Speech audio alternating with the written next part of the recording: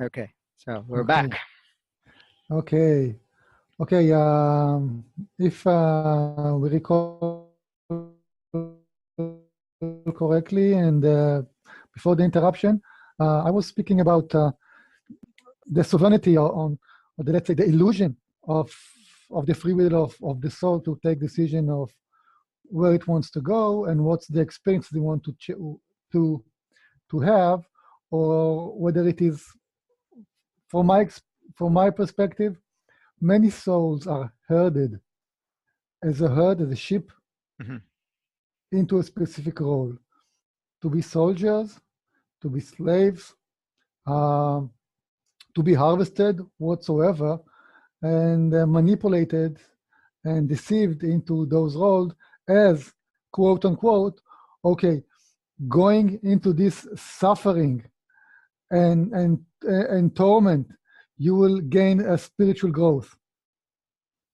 Okay, well, there might be, I accept there, you need to have some strife in order to evolve and to exercise your muscles, but you don't have to be in agony That's in order to true. evolve, That's true. right? Um, it's never the soul's perspective, even on individualized and so forth, to enter any particular sequence of experiences or embodiment or anything of that nature, Mm-hmm. where as much as the beliefs feels that they have been harvested or gone against its own will of where it's going to go, it really doesn't quite work that way. There's always a certain part of discussion and so forth. For example,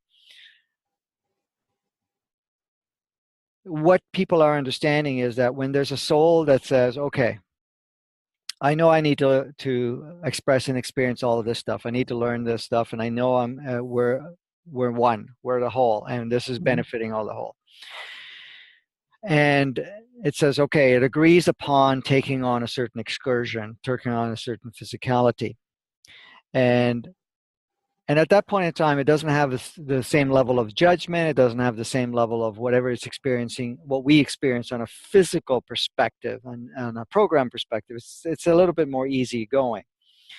Because one thing I can tell you, if you meditate and you connect with your higher self and you want to take a look at something very dramatic, very powerful, from a human perspective, from an entity perspective, and even from the limited soul perspective while you're having the experience. Okay? Mm-hmm. So something is happening in your life. If you take the time, you quieten the mind, you truly connect with your soul and other aspects of yourself within the soul Mm-hmm. compartment. And then you look at the situation that is so dramatic, so powerful, so painful, so dramatic. When you look at that from that viewpoint, you will notice that what seemed to be phenomenal, what seemed to be so impossible, what seemed to be so intense, and what you can call, like you said, suffering or torture or anything of that nature, it sees it completely different. And not only that, it doesn't see it in the same density and the same perception because it doesn't have the same programs and conditioning as a filter of how it looks at it. However, even in saying that, when you're looking at it, it also opens up other possibilities of how to shift that. Like you said, the Holocaustic thing. So you're in that particular situation. From a mind Mm-hmm. perspective, from an entity perspective, from even the soul perspective at that time, when you're not totally engaged with it, sees that as we have no choice.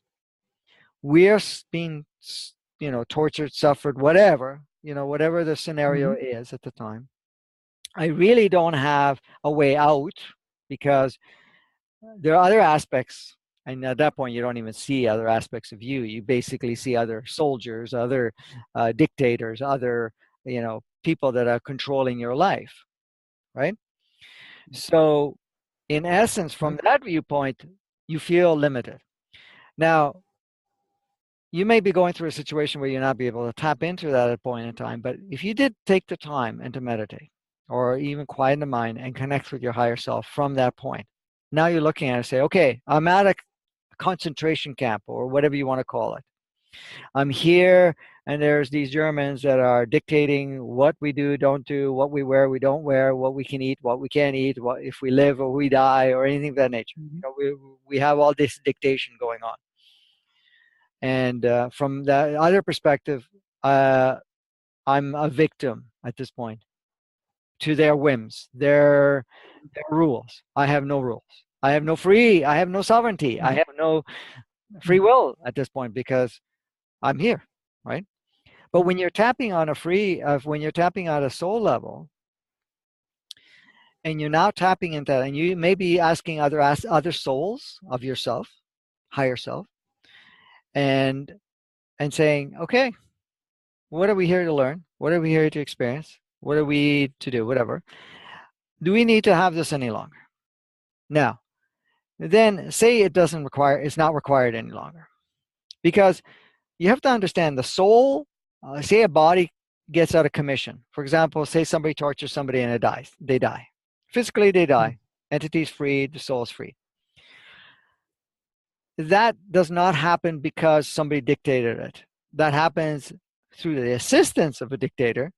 But the soul said, yeah, I'm done with this. So, for example, even if you take the Holocaust, all the souls are left is saying, okay, we're done with that. But when we leave a mark, we leave a pattern, we leave something intensely for a human perspective that in one way or another is going to benefit.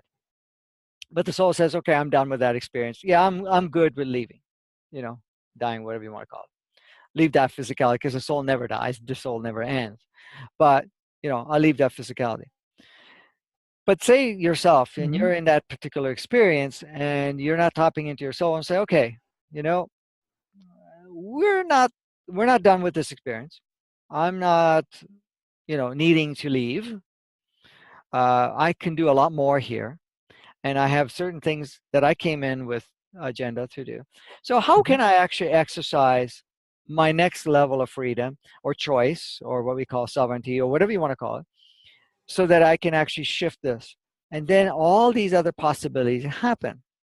Not only your realization at a soul perspective, but also now you can now have a different level of communication with the souls. For example, say you're surrounded by soldiers that are pushing you around, and you've come from a soul level saying, I don't need this anymore. I'm done with this.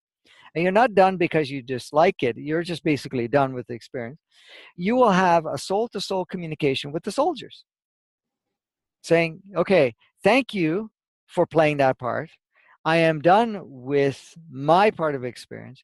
Is there anything I can assist you with? Am I done with your part of the experience? So say it's done. You've come to the point, the agreement that we're Mhm. done. We no longer have to play any of this. So the next level that occurs is saying, okay, we don't have to play the victimizer role. You don't have to be the victim anymore. We can change this. So you give instructions. We're going to do it this way. You're going to realize that I have this gift and that I would be better being, sent to another camp. And then in that camp, there's no torture. There is no whatever. We're being cared for, whatever it is. And they say, okay, great, fine. So now the next day or the day or shortly afterwards, these soldiers come up and say, oh, listen, David, um, we want to move you to another camp, and you're going to play this particular role in that camp. So we're making arrangements for you to leave, and all of a Okay. sudden you're leaving. And Okay. Le- yes, I understand it. Your answer is actually saying it's a different perspective that the soul has and the personality has, or the entity has, right? But my difficulty, and maybe it's not answerable, okay? What are the attributes that really interest the, let's say, the soul on that level? Say, okay, I'm checking out. Uh, as we know, let's say in religious in all religions, the highest sin of all is committing suicide. You must, let's say, stay and commit and serve till you are permitted to leave. While, let's say, the ultimate decision is to have a suicide, as a, let's say, it's a personal choice. Let's say I don't enjoy this life. I think that as not at the soul level or the personal level, maybe I don't see any way out, so I kill myself, Mm-hmm. or create an event I will be killed. Mm-hmm. Let's say eaten by wild animals, or burnt, or eliminated in a battle fight, so forth. But people can do that. The point is that the soul, is it really a free will of the soul? Say, okay, he can check out whenever he wants. Let's say the soul says, okay, I'm Dudi, and I'm now in Israel, and I have to play this role, and in a family, in the nation, and so forth. But let's say Dudi, the personality, say, I don't think so. I want out. Mm-hmm. Okay. So what are the implications for the soul Well, and for the entity? yes, that's when there's a level of communication that is established and say, okay, what is your desire at this point in time to leave? Okay, you don't like this experience. What don't you like about the experience? What can we shift about the experience? There is that communication that steps in where Mm-hmm.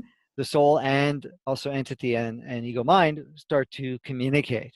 And this is a good example. I'm glad you brought that up because I've noticed that even in my own personal experience, but also because we may have certain perceptions or belief systems or viewpoints from a entity or even soul perspective, saying, I don't need this or whatever it is. I'm done with this experience and so forth.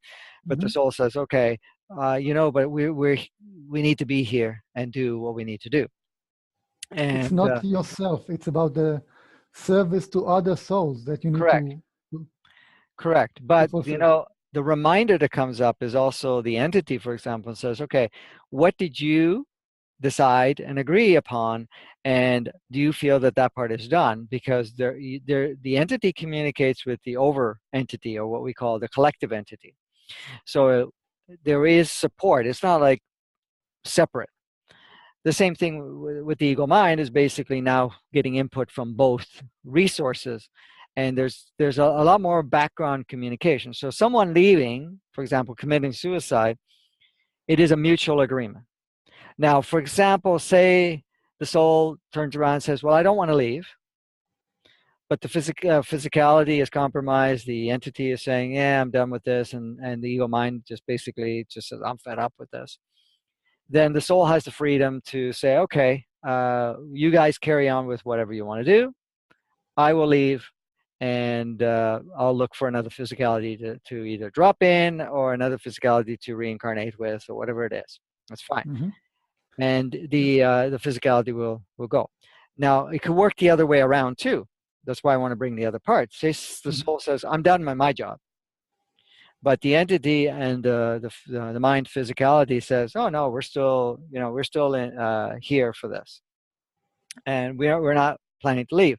So the soul says, "Okay, then I will leave, and I will go in non-form, and the physicality and entity stays still as a viable vehicle and whatever."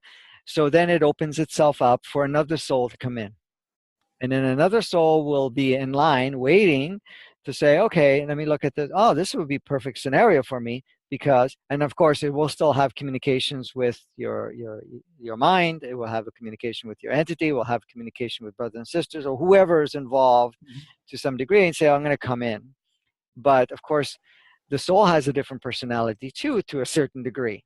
A certain agenda, has a different agenda, or may have something similar, but not totally identical. So in essence, it's going to say, well, I'm going to start navigating the body this way, or communicating from this point, and shifting certain parts of it. So that occurs. So it can go either way. And even an entity, normally entities don't just quite leave, but an entity may say, okay, I'm done with this, and may leave. Another entity can come in. So there are different facets. Uh, it's not like sometimes people get caught up in this, and I had to look at it myself, because I started questioning it myself too, to look at it and say, okay, let me take a closer look at really what's happening. So I had to have communications with all the different levels, not only on a personal level, but I started having the Yes. communication with others through that, Yes. to kind of see how this dance happens. Plus, you get to talk to the guides, you get to talk to the oversouls, you get to see all the levels of communication that occurs, the communication, the decisions, the directives that come about. So there's many, many, many things that happen before. And this is why when people say, well, can just an accident happen and then all of a sudden the body gets destroyed, and there is um, no recourse from it, and then the soul's out, the entity's out, the physicality, of course, is out of the equation. Can that actually happen? I've yet to see it. I've had communications with many that have left the planet. Mm-hmm. Uh, I have talked to their entities when they were no longer in the body. I've talked to the collective entities. I've talked to the soul. I've talked to the collective oversoul. And all of it, to some degree, is always orchestrated way in advance with a certain timing and a certain alignment, so nothing happens. So even the soul of, say, mom and dad, and your brothers and sisters, and other family members, and you at that point decide suicide is the way out. The soul benefits from it, the entity benefits from it, the body kind of benefits with it, but it doesn't stop just there. There's a communication with mom and dad. Oh, if I leave this way, because I want to make something very clear, and I learned this quite a few years ago, actually, because I started looking in that, and I thought, okay, what happens to suicide versus murder versus an accident versus, the different options of exiting the planet? Where's the value in that? Mm-hmm. Who Mm-hmm. decides? Excellent. How does all this work? Right? So I Mm-hmm. started looking at that. Then I started looking at and having communications with souls. And I started having communication with bodies and entities. And I started having communications with all the different structures that come about. And this is what I came up with. This is what crystallized in that point. Yes. The soul exit point does not really overly matter at all. In fact, how it leaves, if it's suicide, if it's an accident, if it's whatever, it's not totally saying, oh, I'm going to leave this way because this one's better than this one. There is a certain advantage it gets out of one versus another to a certain degree on an experiential level, but it's not a main directive. On an entity level, it also has certain benefits from one exit point to a next. Same thing with the mind. So when a soul wants to leave, it leaves the choice to the body and the entity and other souls. I'm going to leave. How can I be best of service? Now, if I'm going to try to keep this on track. In my mind, it always works so fast because I see so many different levels of it. Mm-hmm. So say that the soul says, I'm done. And the Mm-hmm. physicality and so forth, the entity says, we're done too. Okay. We don't need to be here anymore. So, because like I said, the example before, if the soul wants to leave and the rest wants to stay, another soul can drop in. Vice versa, whatever. But in this case, all of it wants to leave. Now it says, how? How do we leave? We can have sickness. We can have accident. We can be murdered. We can suicidal, do suicide. We have all these options. I mean, we have quite a few options. Mm-hmm. So now it says, okay, if we're going to leave, what is the most of highest service that I can utilize here for not only ourselves, but all our beautiful partners that we have? Okay. So Okay. your soul will have a communication with your parents. Say, listen, if I leave this way, what level of structure or intensity, what buttons will I push? What, old programs will come up for you best? Yeah. What's the So, drama? yes, Yeah. because the drama of an accident is very different than the drama of an illness, Mm-hmm. the drama of a suicide. Yes. Because suicide can bring up lots of levels of failure and all this other situation. And because now, for example, say your parents, someone in your family commits suicide, say one of your siblings or yourself. Wow, your parents are still alive and they're looking at that and they go, what did we do wrong? Where could we have stepped? How could I have missed Mm. the signs? Oh, I wasn't there for David or Judy or whatever the same way. Or, it Mhm. creates a lot of intense Mhm. activations of programs versus you got sick and you died. That creates its own level of drama, but it's very different because now it blames, say, cancer or it blames the medical system or it blames something Yes. else, right? Now, if you got an accident, for example, you had a car crash, and now they'll blame the driver or God for having this accident happen or whatever. It comes up with a lot of different things. So it's a whole different scenario that takes place. So I understand. when it looks all of that, it says, okay, how the exit, there's my learning, but how can I serve everyone that we have agreements with? And that's how it chooses the exit point. Okay. So the service to others is the choice point. What Correct. is the best service to others is the choice point. Yes. Okay. Now, Okay. there's one part to that before you carry on. The choice point it makes to serve to others also serves them, serves the individualized soul, individualized Mm-hmm. entity, and so forth, because they all benefit. Everybody benefits from it. And remember, at those levels, there's still an understanding, even though it may be clouded over. There's an understanding that we're all one. Whatever we serve to others, we're serving to ourselves. Okay, take it on. Okay. Thank you. Okay. Um, in one of the sentences, you said the soul's personality, Mhm. and that really kind of triggered me. Hmm. I thought that personality is attribute of the entity, the ego. Right. Do souls have personality? What happens in personality? What comes out of personality, and what are the attributes or that differentiate souls? Let's say I can say that I consider myself very inquisitive and very curious, Mhm. and sometimes too much. But um, I don't know whether it is soul or characteristic that I developed as a child in order to distinguish myself from the others. So if you asked yourself right now, if you tapped into yourself right now, ask Mhm. your higher self, is that inquisitive aspect of myself solely soul directed, or is it more the characteristic that's coming from entity or mind? If you I tap believe into, it's I believe it's entity, it's personality that I was encouraged by my parents to be more inquisitive and to differentiate myself and preserve this curiosity from the others.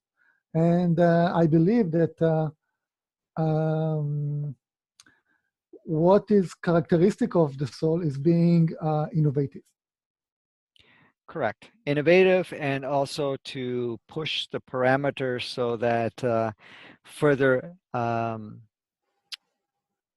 collective advancement takes place at an understanding level as the beingness that you are, so the two align. So there is that part, like you're correct, there's the characteristics of curiosity, of wanting to know more, to differentiate, whatever, and it's all saying, okay, that serves very well because we want to explore beyond the human experience and we want to be able to Mm-hmm. tap into our essence while having the human experience more.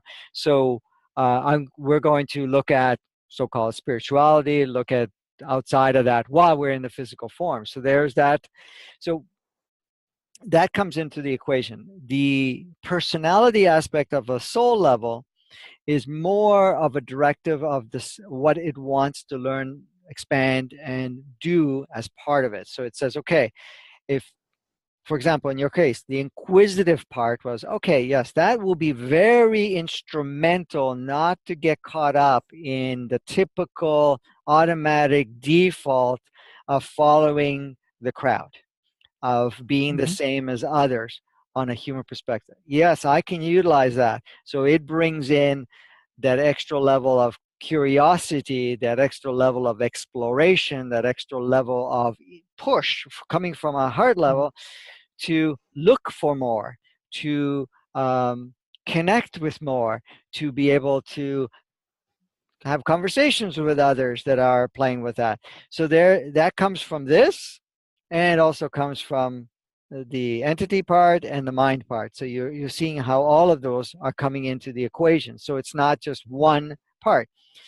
Because, for example, if it's just entity directive, it's going to be more analytical with, tapping into the wisdom of a spiritual level to evolve itself. So it will be more human related, physical related, the Mm-hmm. human operational expansion. Mm-hmm. When it comes to soul, it's more holistic, it's even bigger because it works hand in hand. So it's not only uh, advancing the mind and the entity, it's also advancing the soul. It's more Mm-hmm. enlightenment with the soul. So it becomes even more powerful because you feel all parts of it. And that's how you realize that all of them are working together. So the wording of characteristic may have not been totally in alignment. And when I say in alignment, um, the most descriptive word when it comes to the soul perspective, but that was the word I can come up with at the time. Okay. So in essence, it has its characteristics that it will take in and say, okay, you know something?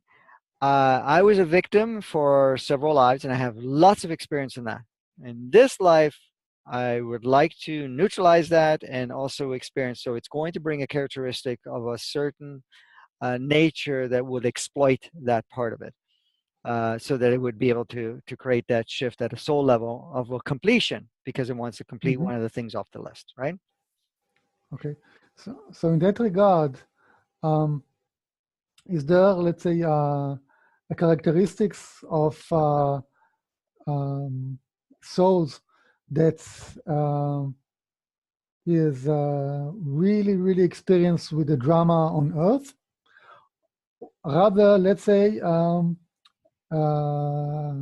soul that has a very rich experience in the Orion constellation, okay, which is kind of a draconian reptilian. So, and both are evolving and they all have own path.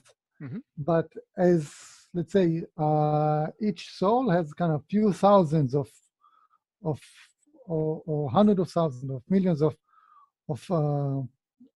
reincarnation, and it has some, let's say, alignment of the characteristics of a drama. Mm-hmm. Correct. Okay? Um, if if we'll analyze our, let's say, our movies, dramas, they're always in the same patterns of drama, of love, hate, anger, and so forth, right? But if I will go, let's say, for let's say a reptilian society or other society where I don't have any clue of, they have different films, different drama, Correct. right? Is this kind of dramas, let's say, because I know currently I'm aware of human drama, but there be other drama, let's say beings that say have a lifespan of a few thousand years, they have different drama, different aspect and perspective of life, Mm-hmm. right? Correct. So my question regardless is this kind are these kind of let's say are these characteristics of the soul that where it's attracted to certain dramas more than others, or where its growth is most, let's say, the most, let's say, prominent, or I would say shaping to its choices. Because let's say in the age of 2 to 3 to 4, we are shaping our view of the world, and that's how we, let's say, shape our personality. Mm-hmm. Do souls have some kind of this kind of age that they shape personality? They do. It's not similar 100%, but it does, yes. So you're going to have souls that will incarnate or take on physicalities on planet Earth that have had many, many, many lives on planet Earth, and which Mm-hmm. they would be more experienced to this level of frequency, these levels of drama, the pattern. So there are souls that actually continue to re-enter this Mm-hmm. playground within, and they're usually more experienced in playing the game, but they also carry challenges where they because they've been reincarnated so many times on this earth plane. I'm going to do something here because I meant to do this before. Okay. Okay. um, I've lost you for some reason. Okay. I'm not sure why. Can you hear me? I can hear you. Yes. Okay. Okay. I can see you, but my video is frozen, Okay. but I can see you clearly and I hear you clearly. So the Okay. voice is okay. It's transmitting. Okay. You've left, so I don't see you anymore. I just No, I see the picture is frozen. My Yes. picture is Okay. Okay. So I'll just continue anyways, and okay. I'm sure you'll kick back in at some point. Okay. Uh, so the scenario here in this regard. So you have the souls that keep coming back on planet Earth over and over and over Mm-hmm. and over and over Yes. again. Uh, Now, they, of course, at this point in time, are more experienced, but at the same time, they also will carry certain patterns that would automatically kind of fall back into the old patterns that planet Earth is playing. So uh, sometimes people say, well, we're being coming back over and over and over again, that we lose our sovereignty, we lose our freedom because we seem to be kind of always redirected back to planet Earth. That's not 100% true. It's only a little small portion of it. Mm-hmm. But in essence, those experiences that we keep coming back to is that, in essence, um, we feel at a soul perspective Mm-hmm. that it wants to accomplish what it wants to accomplish on this earth plane, and it will do its best to keep coming back. So is the planet made up of those type of souls? At one time, yes, more than any other time. It was never 100%, has never been 100%, but there are now the percentage is scattered all over the place, where there are souls that have been coming back over and over and over and over again, but Mm-hmm. that's a small number in comparison uh, to the amount of souls that have only been here a few times, souls that have never been here before, souls that have never even come in from the same galaxy or the same universe or the same, say solar system or whatever it is, right? Mm-hmm. And so they're coming in here, and a lot of times they're labeled as new souls or Yes. souls that are less experienced. Now, a new soul would be a soul that has never taken on a human physicality. For example, it's from source itself. And when we say source from itself, it's all from the collective essence of what it is, and has never isolated itself as an individual soul per se. Didn't never Mm-hmm. got labeled with an individual signature, for example, and then go out and have experiences in different forms. Oh, you're back. See you again. So Okay. in Yes. in essence, Yes. uh, I I like pick my nose. I like when I can actually see you. Yeah. It seems Me like I'm too. not talking to anybody. Yeah. But anyways, uh, now I've lost track of what I was saying there. That last statement I About made. about new souls Yes. having a new signature. Yes, Yes. correct. So the ones that come in with a new signature, of course, they're considered as a brand new soul, and they're less experienced in the human perspective. So they still serve very much to come on the planet because they don't carry any, first of all, original agenda of finishing previous lives or previous Hmm. experiences. They have a closer connection to sourceness remembrance because they don't have Hmm. as many filters. Yes. The filters are lighter. They're not tainted by human experiences, so it's a little different. But when you're talking about souls that are coming from another universe or coming from another galaxy or coming from another dimension, coming in from that, Hmm. they're also perceived to be different also when it's coming here, because in essence they may not have the same level of experience of of navigating through the human experience. So now it has to actually rely more on the entity and the human DNA codes. Yes. Or so it says, okay, I'm new here. I come here with a particular agenda. I come here with a certain frequency because, for example, you take a soul that has incarnated on many different levels. And when it comes here, of course, it has a whole different signature, has a whole different frequency range than Hmm. what has been on the planet. So they're going to feel different. They're going to feel very different here. Others will sense they're different, Hmm. and Yes. the individualized soul will feel out of water, out of its comfort zone, for example, if you want to even call that, out of its range of that it's coming. So they will come onto the planet, and they are now relying, like I said, with the entity and the mind, and also observing other souls on the planet, observing and communicating, saying, okay, can you give me some tips how to navigate here, because I've never been here. Yes. At the same Yes. time, that particular soul actually creates such an expression or an experience, and also a knowing that it can share with other souls and say, oh, well, for example, the planet Earth, and when you have a soul that's been here, it gets a little bit more accustomed to polarity, because polarity is very strong here, and or has been, and it has certain experiences that are really more experientially intensified on planet Earth. Now, say it's having a communication with a soul that has never been here before. Yes. So that soul says, oh, I don't understand the whole perspective of this polarization. I'm just giving you one example. Can you share that?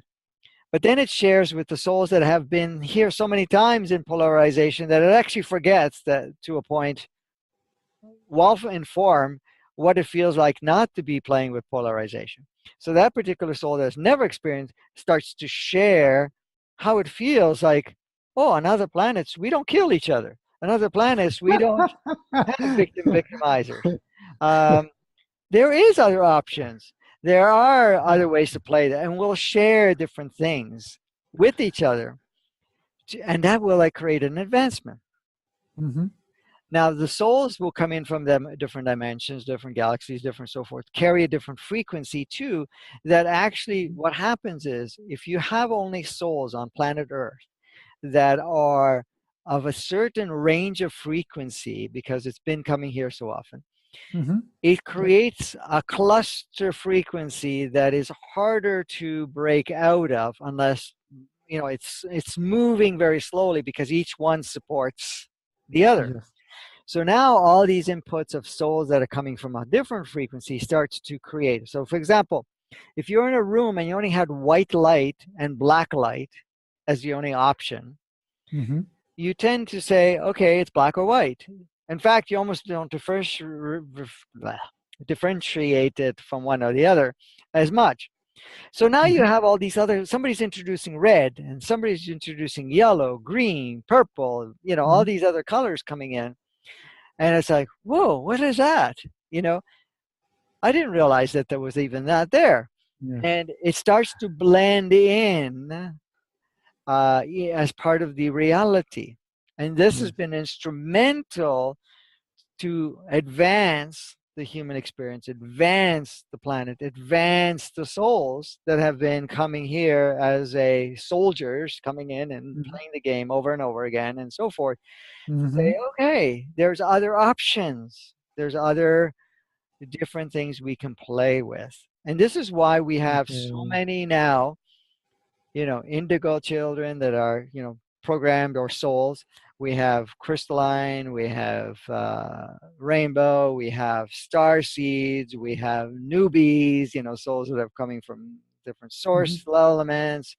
We have so much variety. And then, of course, we have other ETs, coming in and that some have participated here and are coming back in. And when I say ET, they're coming in ET souls or Mhm. souls that have not been totally interactive with planet Earth are coming in. So we have all of these varieties, and that has accentuated the shifting of that cluster that was more Mhm. rigid.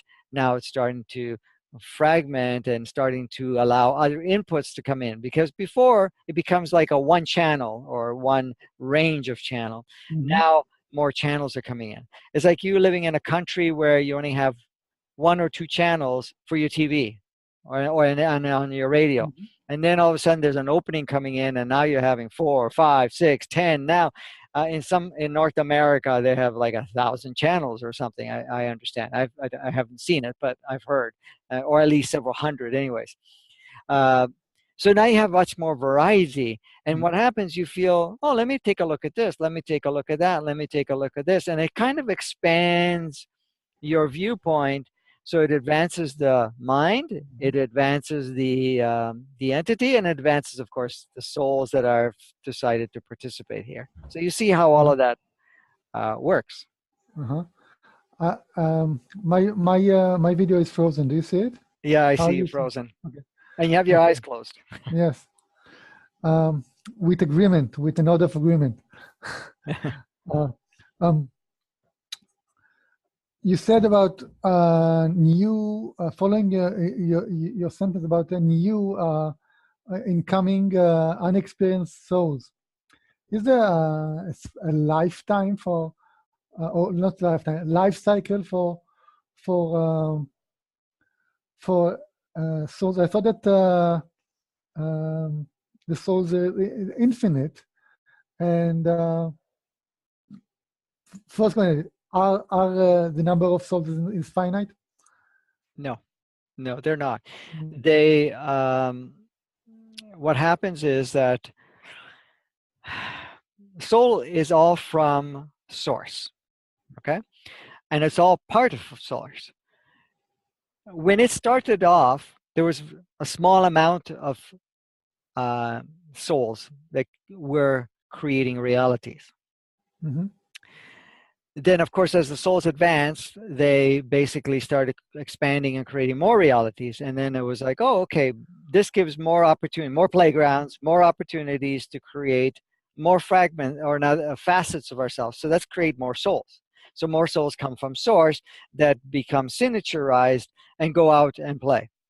And this will carry on and carry on and carry on and carry on until they expand to a certain point. And then at some point it says, okay, we're now going to uh, decrease the amount of fragmented souls that are out there Mm-hmm. and start to unify. So if you look at source itself, what happens is you have its essence as one.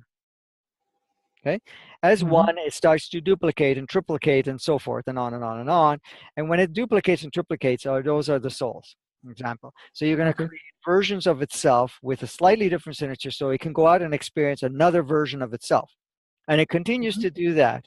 And it creates more playgrounds, it creates more physicalities, it creates more variety, it creates more different signatures, and it goes on and on and on. Then at some point, it starts to collapse. It starts to not collapse, but combine. First of all, you get the fragmented souls that start to come together and you become unified.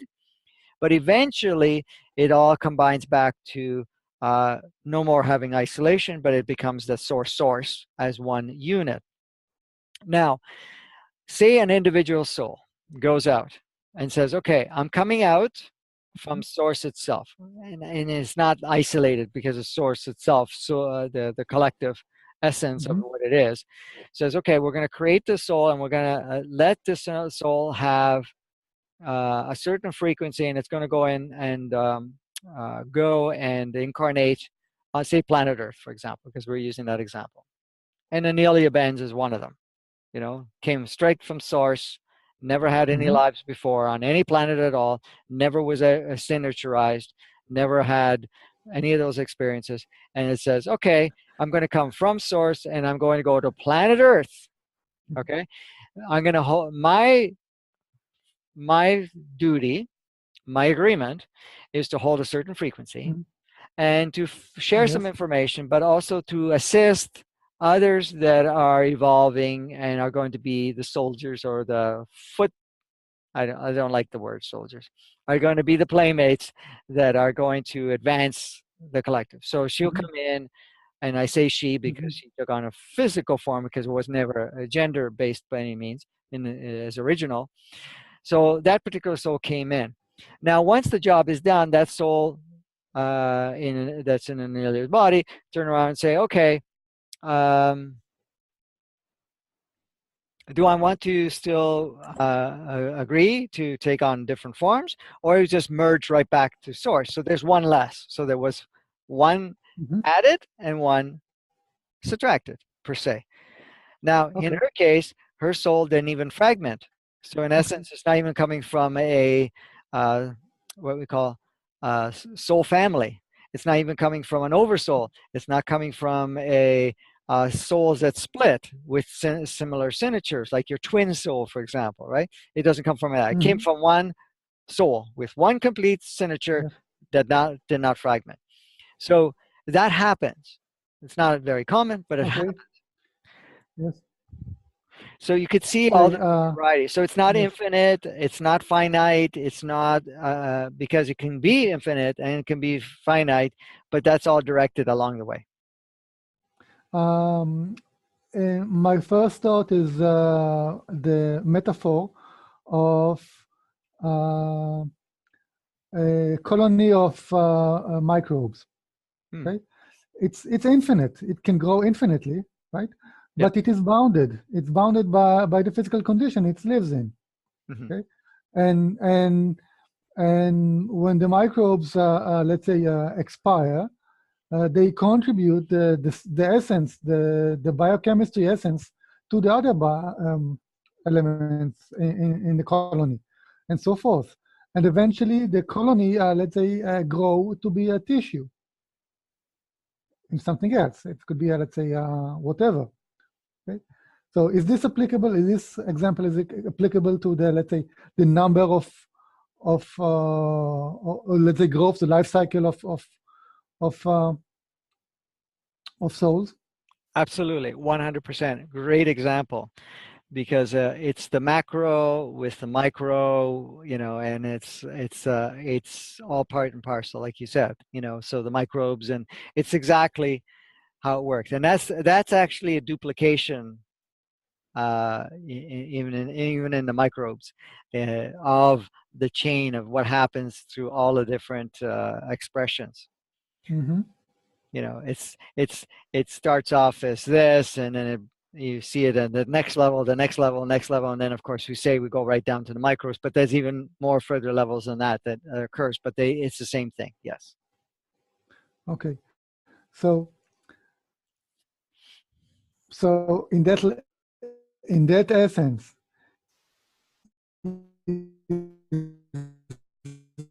and has a soul. What is the boundary of the soul?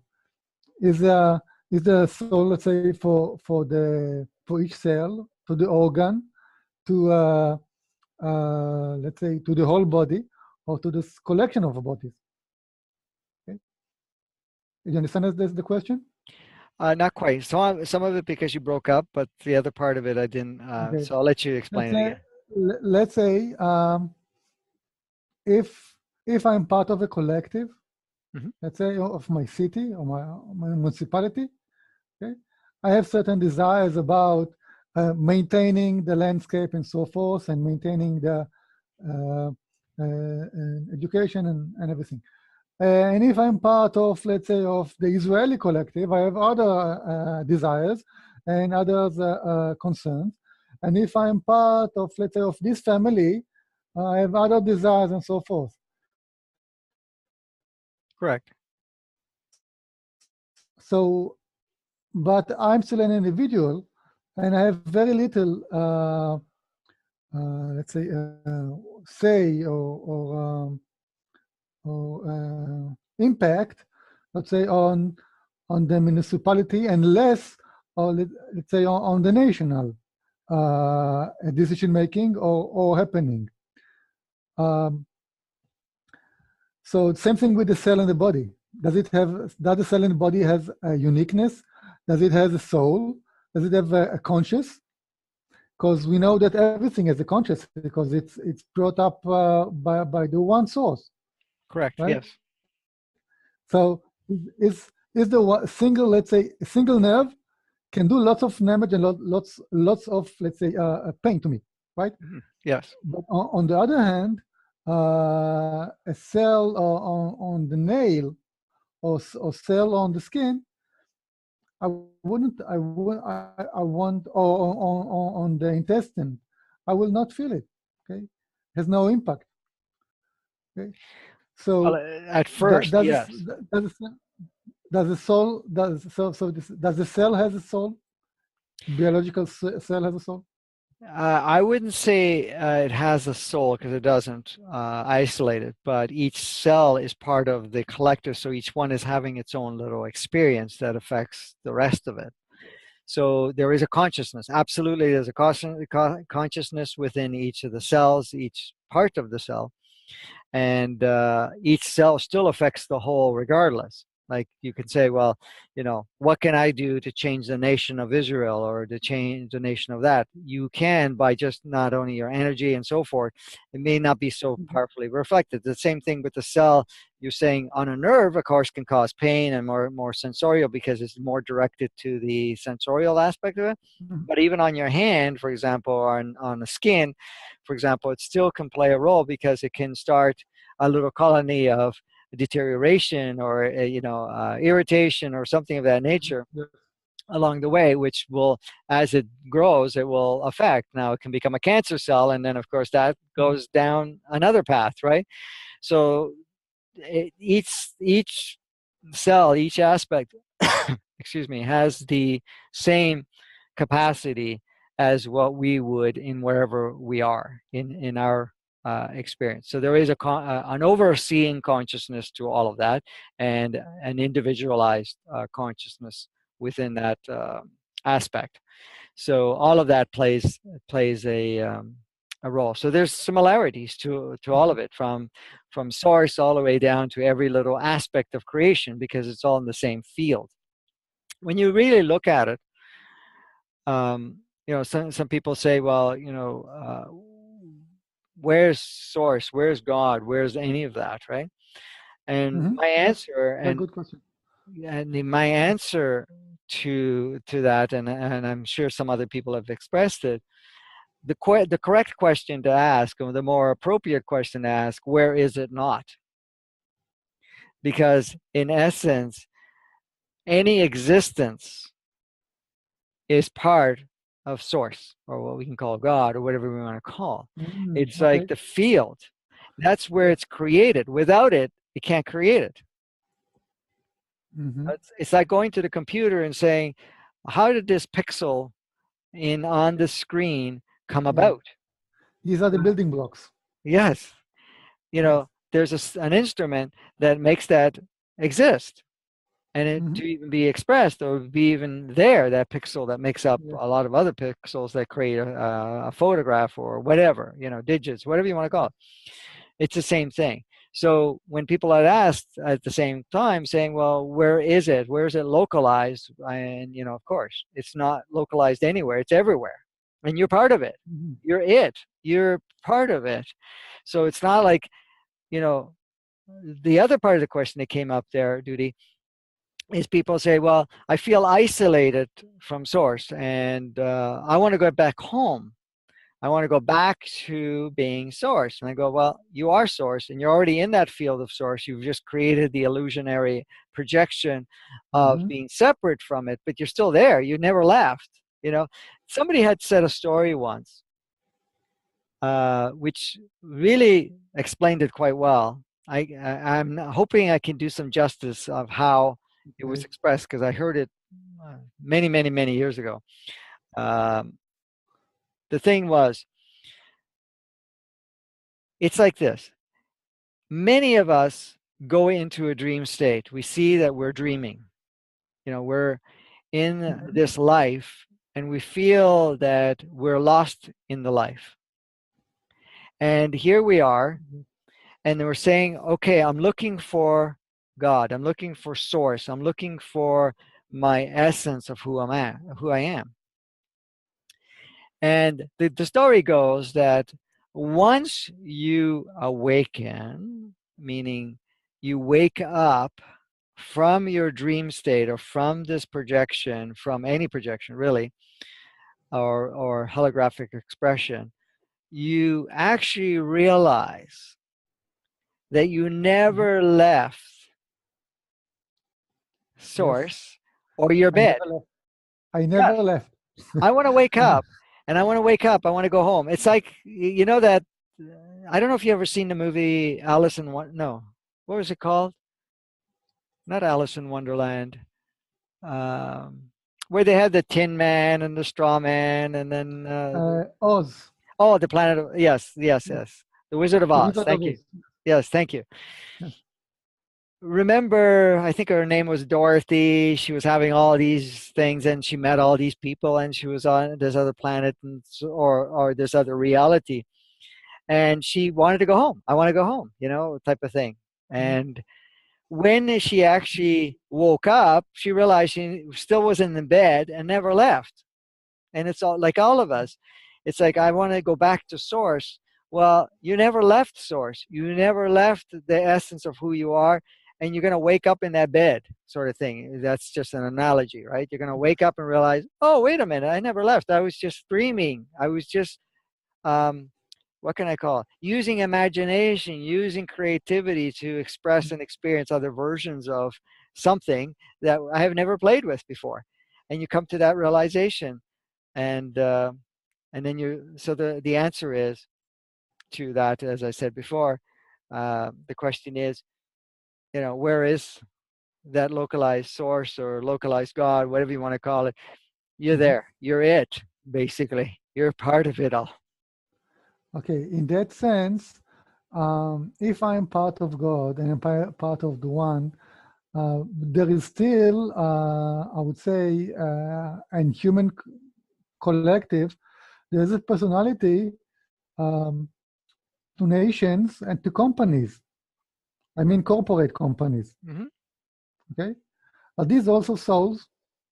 Let's say I would say um, a corporate in pharma is a soul. A corporate, let's say in agriculture is a soul.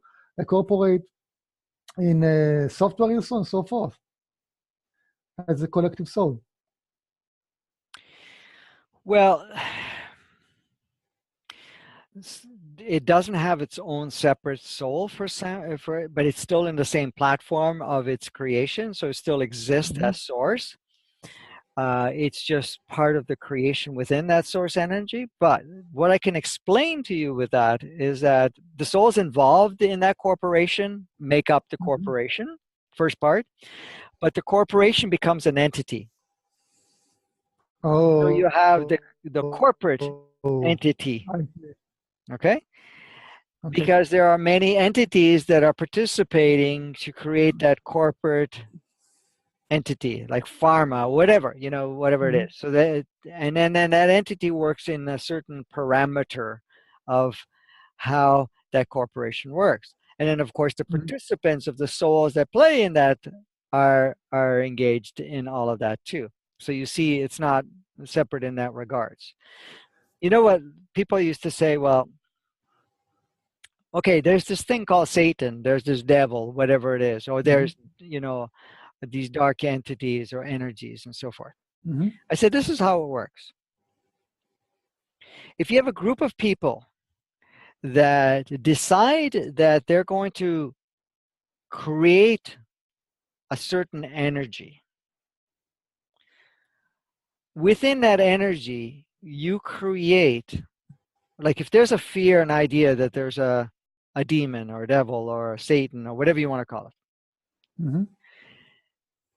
I'm not talking about the other construct that exists of it being all part of one. But if we say we're going to give focus, like a religion gets together and says, okay, there's God and then there's the devil, for example. Yes. Yes. So the religion starts to create and propagate that particular idea. Starts off as an idea. Then other people join in and buy into the idea and support the idea, maybe even expand the idea. Mm-hmm. But the expansion comes in because there's a certain energy around that. So there's a fear, there's a judgment, there's a darkness or whatever, and it starts to create that energy. So what happens is you now create a cluster of energy relating to this devil, for example, and also an energy of this God. Is What that happens? what's called? Is that what's called a thought form? Yes, yes. It starts off as thought forms, and then that thought forms starts using the energy there and starts to create a field of thought Mm-hmm. forms. But that field now starts taking a form, and now it takes on an entity. So now So you have. Mhm. when you say it takes an entity, so the thought forms is the entity, or the thought form is a place for another entity comes in. No, the multitude of thought forms and the energies around that and the focal point of the different frequencies that come part of that will take out of that field and create an entity. Like even God, Mm-hmm. the Israel God or the Christian God or the Muslim God or all these other gods, Mm-hmm. there are all entities, and they are entities created by clusters. It's still within Okay. source, but it's not the source essence because it doesn't have all the different characteristics. Because you have to remember, entities come together or come into form based on the characteristics we project through our thought form. For Mm-hmm. example, the gods of the different religions all have certain characteristics that are applied to it, and Mm-hmm. that entity will express that. And when we pray or tap into those entities, we now download the form, the whatever, what's the word? I'm trying to think of the word to put in there. But the oh, I just lost it. But anyways, okay. So they can tap into the resource of that particular entity. And the same thing was the devil or the dark energies or the Mm-hmm. Satan or whatever it is. If you now, like for example, there's people that pray to gods, different gods, for example, Yes. because each one has its own entity and its own cluster. Mm-hmm. Then you have people that pray to a satanic ritual or whatever it is. So Mm-hmm. now you're tapping into that energy, that cluster, that entity there, and so you're now becoming one with it. So you're having communication back and forth to a certain degree, and your way of experiencing life now is tainted by whatever entity you're tapping into. Mm-hmm. So, but the entities are not, uh, how can I say, rigid to the sense it can evolve too. It can expand even more intensity in one way versus the other, Mm-hmm. and it Yes. can come and go too. So, in essence, if say, for example, one particular religion decides to dissolve, okay? Mm-hmm. Yes. So the two entities that were created, or three or 10 entities, whatever it was, unless you're Indian, because if you're from an India background, you can have 1,000 gods, so you have 1,000 entities, for example. Mm-hmm. So say a particular religion dissolves, and that Yes. particular what happens is those entities become free spirits. Now either they start to merge with another religion if it's beneficial, or it starts Yes. to dissolve. It stops to exist. It merges back to the collective entity, which Okay. basically is much more balanced, neutral, whatever. It doesn't have that form anymore. So it's like So this. yes, You yes. have dark and light. We've separated dark and light. Well, what does that mean? One, turns Duality, more. duality, and the drama of duality. Yes, That's our experience in this planet. correct, correct. So you see how those exist, and we created those separations and so forth. But once we start to merge and start to realize our essence, you have those coming together, and they start to dissolve, and all of it becomes the whole, a holistic, full spectrum rather than Mhm. isolated spectrums.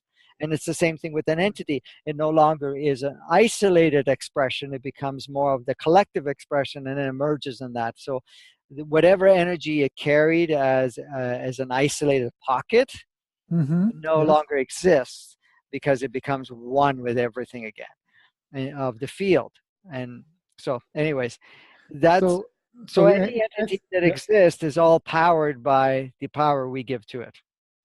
So in essence, I see lots of similarity between what you describe as entity with an AI, Correct. artificial intelligence.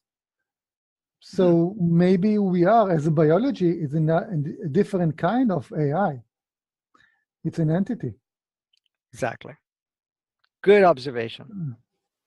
and we have lots of kinds of let's say biologies. We know we are on the carbon base, but there are other kinds of, let's say, we know of in silicon based biology that exists on Earth, in which not it's interterrestrial, it's not extraterrestrial, and it's known by science as well.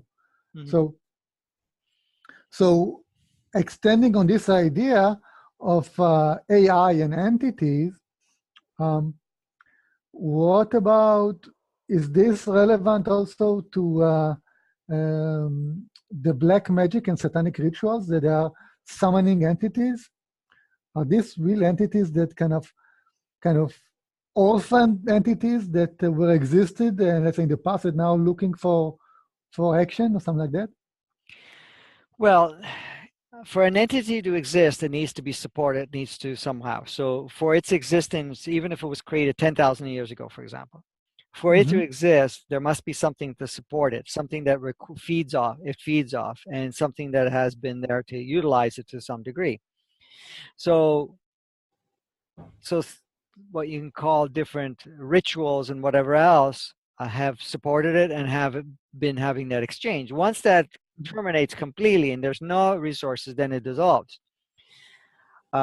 So it no longer stays as isolated. So when you're talking about satanic rituals, whatever whatever we want to call it, what are the rituals about? Is to summons that energy, but also to feed that energy and to become Yes, part of that energy, right? So it's there, right. right? It's in the field. It's like, for example, you can post something on YouTube unless somebody goes there and Hmm. observes it. Eventually, it becomes obsolete and it's no longer there.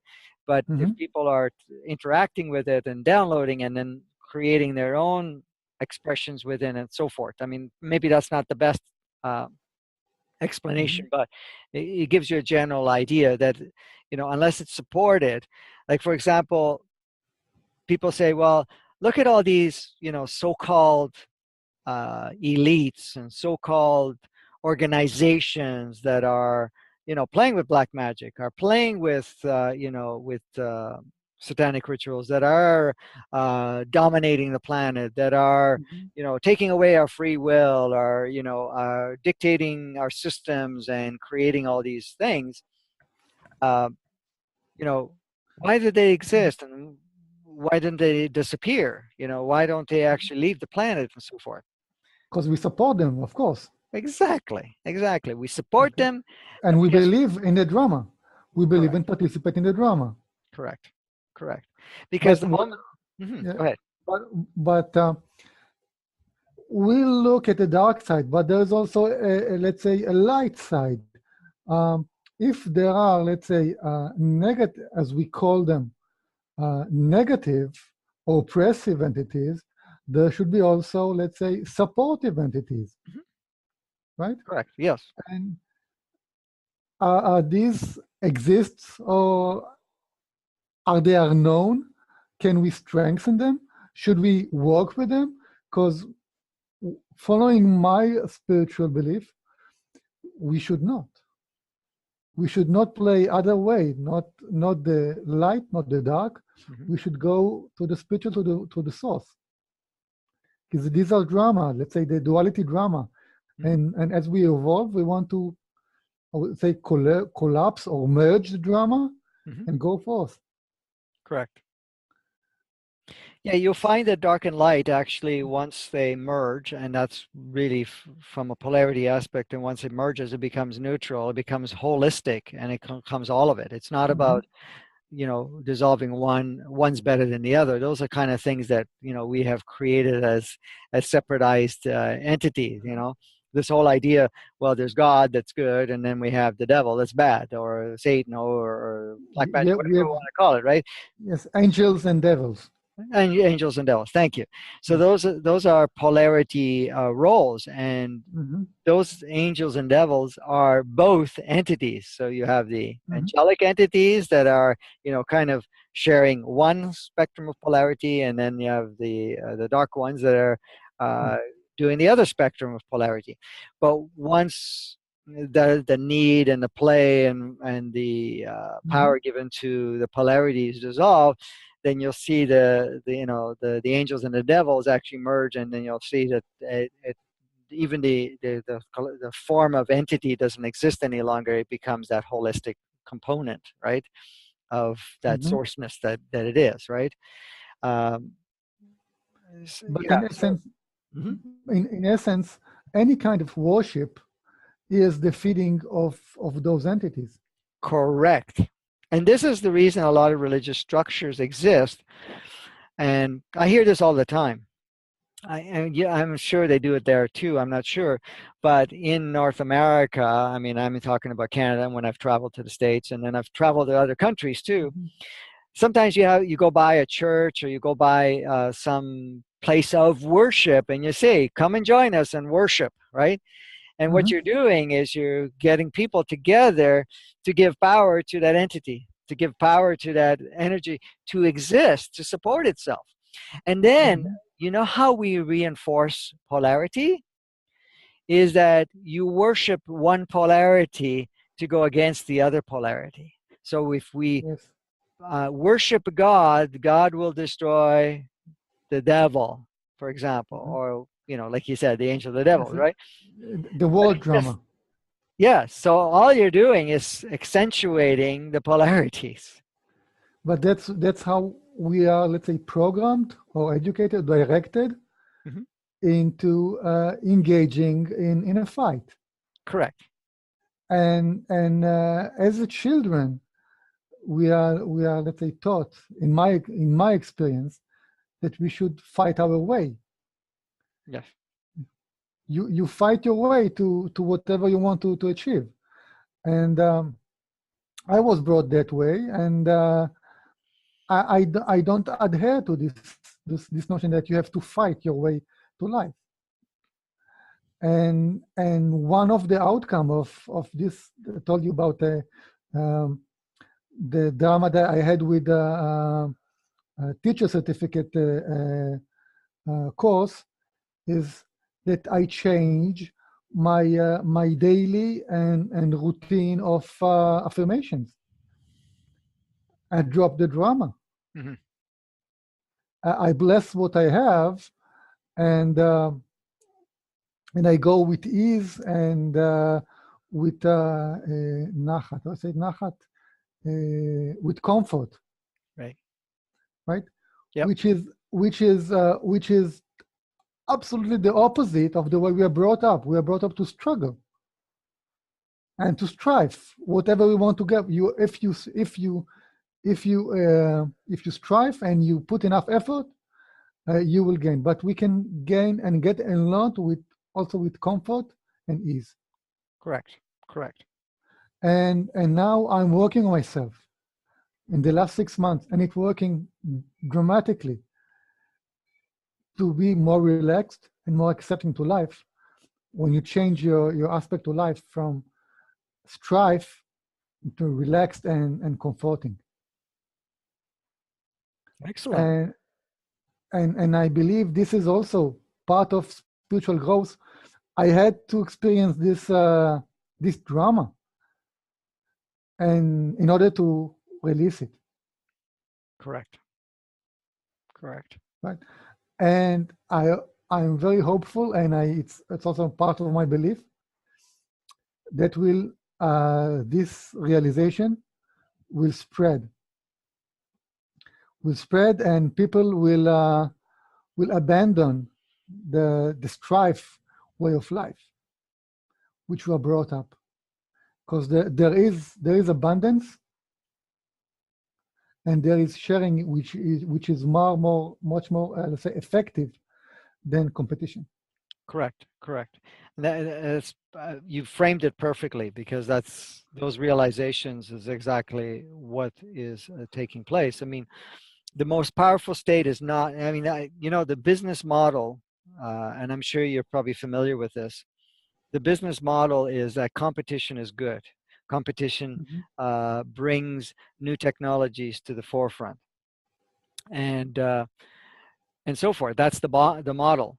However, I've always said that competition actually causes limits and Mhm. replication, and actually the strife, and it actually limits what we actually create. Because if we collaborated and we were looking at the whole for what was best, then whatever we created, even as technology or products or services or anything, Mhm. would be not polarized the way it is now, where you are creating something that has to be obsolete in a short period of Mhm. time so we can make more, so that we still stay in that, or that Yes. we have to make it cheaper, faster, better, this or that, without looking at the environmental implication, the implication of what's best for the human Mhm. physicality, the collective Absolutely. experience within each area, and so forth. So uh, Absolutely. yeah, so you could see how, because to me, when somebody said, "Oh, well, free enterprise is the best," and I said, "Well, it has very limited benefit to it But because there is no free enterprise. yes, The- exactly, it was existing in our dreams, but it's never implemented. correct, correct." And the thing, you look at all the systems that are in place and so forth, and all of it Mhm. is to support separation struggle and so forth. I mean, in essence, like you said, in competition, people are taking down each other and they're trying to be better than each other. But Mhm. are they being better?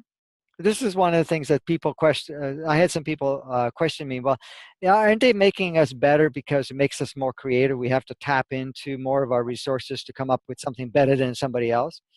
And I said, well, how does the energy feel for you when you're actually trying to always compete, when you're trying to be better than someone else? Does it actually Mhm. feel free to you, or does it feel actually more burdensome to you, and so forth, right?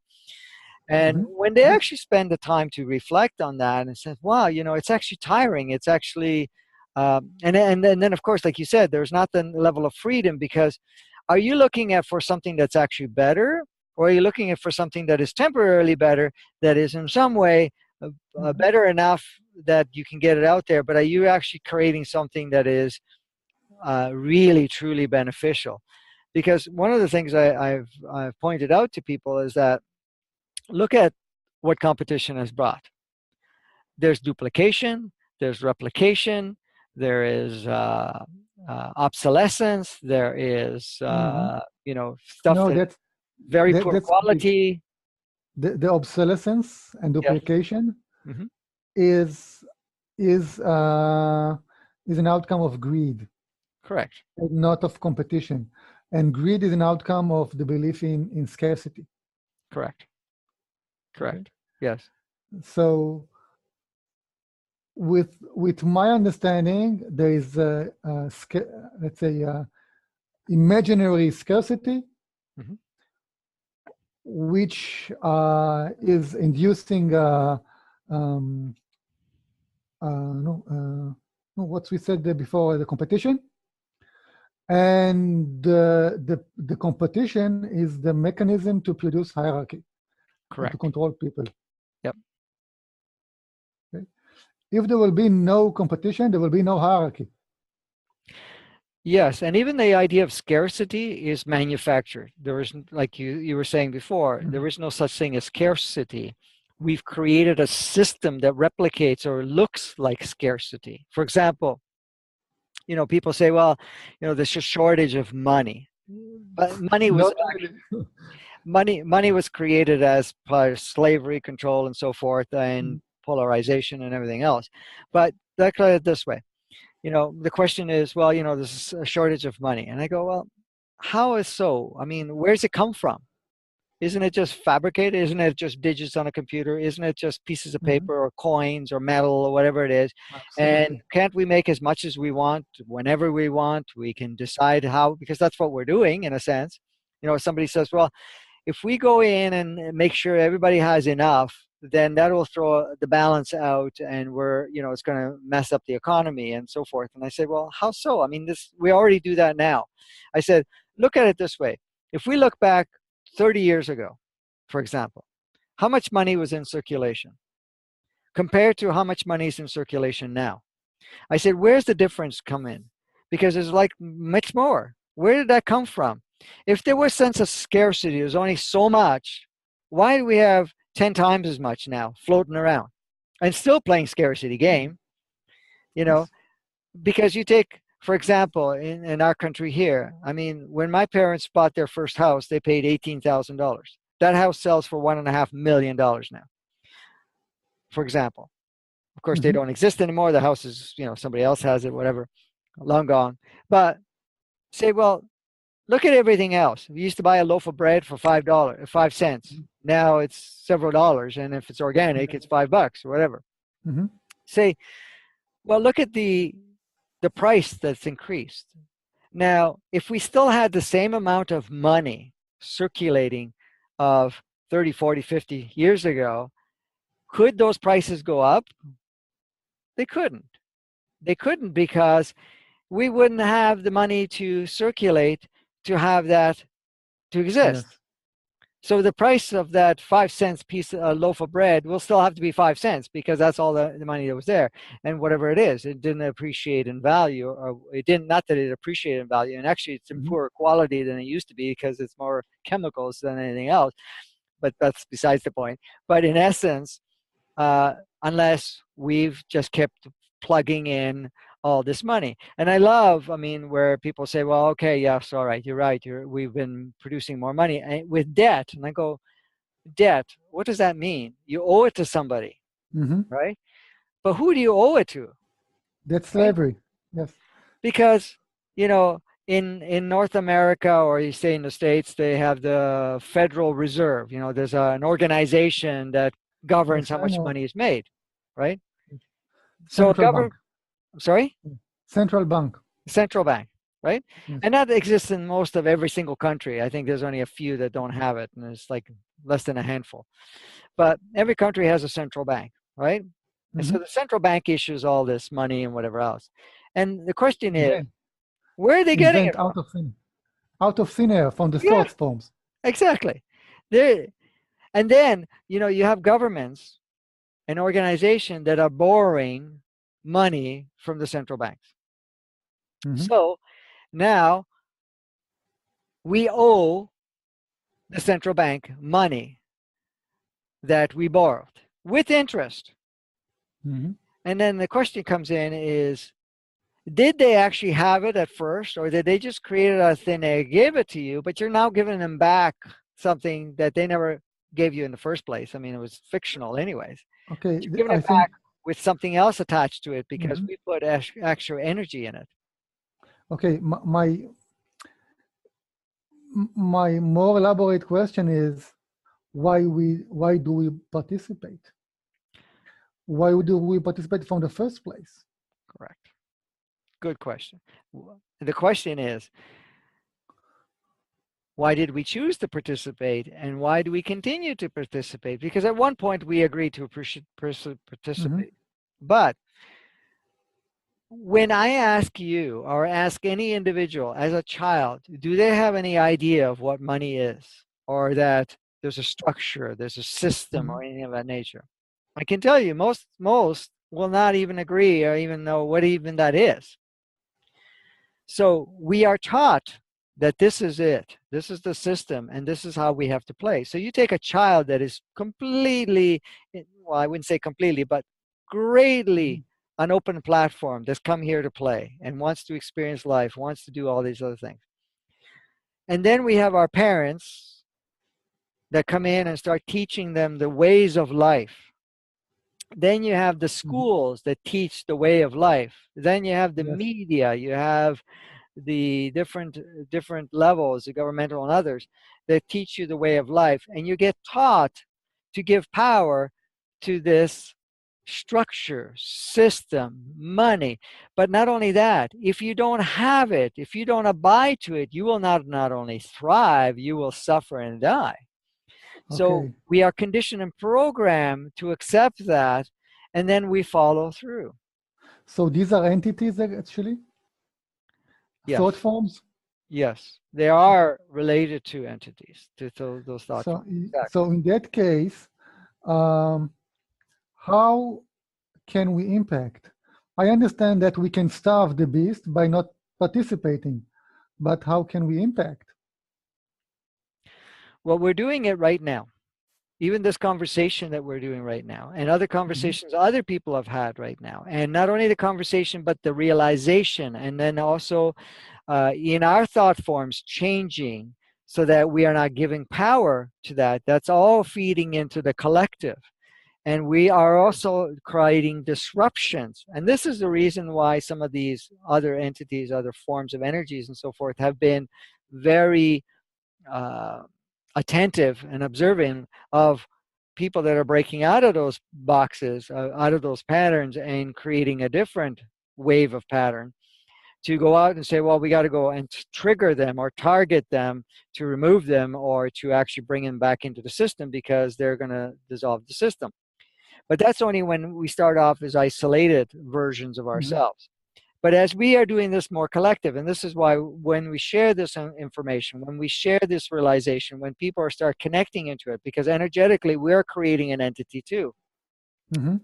And that entity is another entity that is actually, it's a cluster of information, a cluster of consciousness that that entity holds, that we are now, as more people start tapping into it and start coming to the realizations of what we were just talking about just a few minutes ago, Mhm. uh, then what happens is starts to starve the what you call the beast, or starve that entity, because that entity that exists, that is governing it right now, needs very low vibration. And this is why the entity in a way is in a panic state, because it says, okay, my existence is not going to exist, I'm going to have to merge soon enough if we don't have people feeding fear. And this is why you see the movies, you see television, you see the environment around you, the false Mhm. wars, the idea that we have to go to war, the ideas that we have enemies. We Mhm. create, It fails. these entities It from. fails, but they fail one time after the other. Correct. In the last 3 years, I remember 3 attempts to start World War III. They Yeah, all failed. correct. And I remember 2 attempts to instigate massive plagues, epidemics, Correct. and they failed. Correct.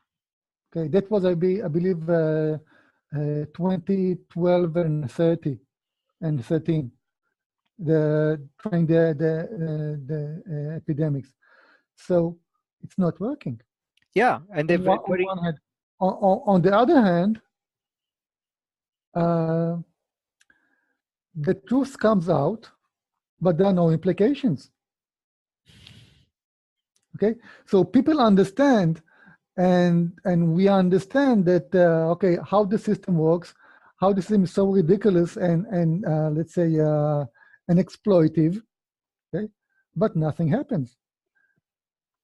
Remember in the 1912 or 13, there was a social movement, Occupy, in New York. Mm-hmm. Remember? Yep. And that was perceived as, let's say, a very threatening event to the ruling elite. And before it happened, about 3 months before that, a social unrest was happening in Israel. Mm-hmm. It was not, and the Occupy movement was really, let's say copying the ideas and the movement that's happening in Israel. It was amazing, as and there was no really cooperation between those two movements. Mm-hmm. And Israel that was the strife for the uh, price of housing, which is now came to ridiculous prices. No one can pay for them, and the same patterns of rebellion of civilian rebellion went out to people really started to live at the streets in tents, went to the Occupy movement. So it's like as you said, it is a thought form. It's an entity that spreads out. Correct. But what we see, what I'm frustrated is, people are getting much more aware, but there's no implications. The system is standing up. Yes, that's a step, because what's happening, there's still, when you look at the portion of the ratio of how many support it and how many are breaking it through, it's still many more support it than there are that wants to change it. However, at the same time, like you've acknowledged and shared, that the system, to a certain level, the realization of what's missing, and that's coming into the equation now, is what life would be without the current systems. Because as much as we may reject the systems that exist, there's still a level of, oh, I don't know what it's going to be like without it. And then there's this a bit of a fear of the Oh, idea yes. of chaos, of change, Mhm. and the fear of change. Like, there's an analogy, and Okay. I don't know if that exists. It's better the devil that you know than the devil you don't know, right? Sort of thing. Yes.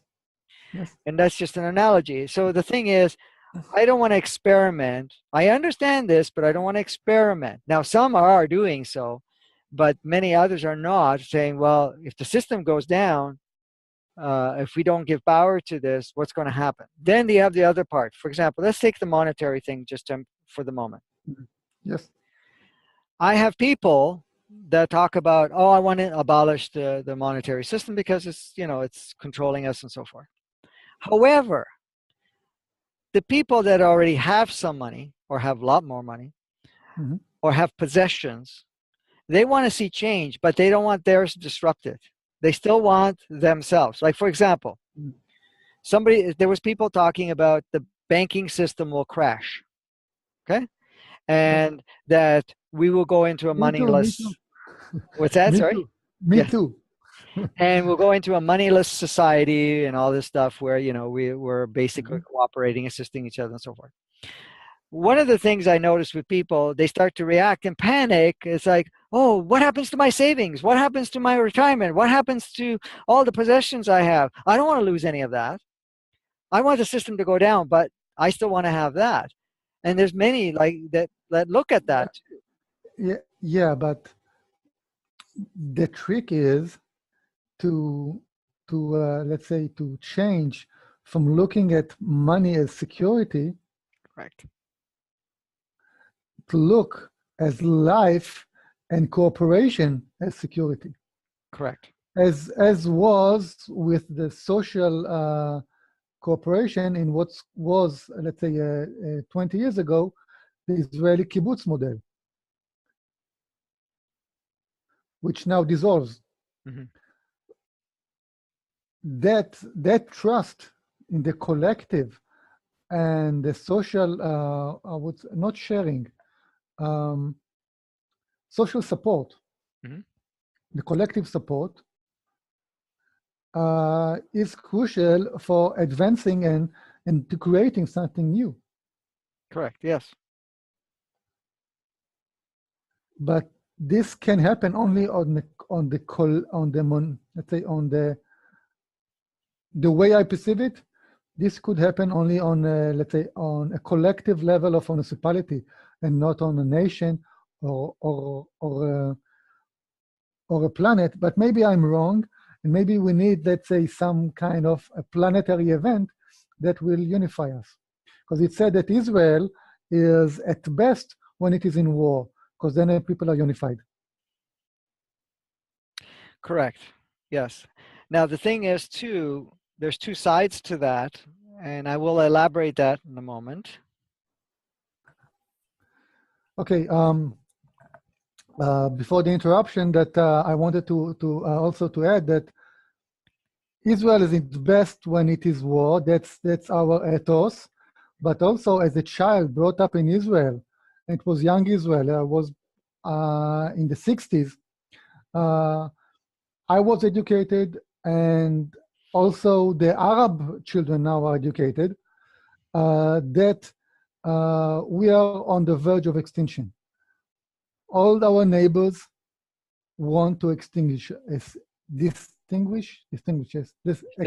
us. Yeah, exterminate. Yeah. They want to teach us how to swim.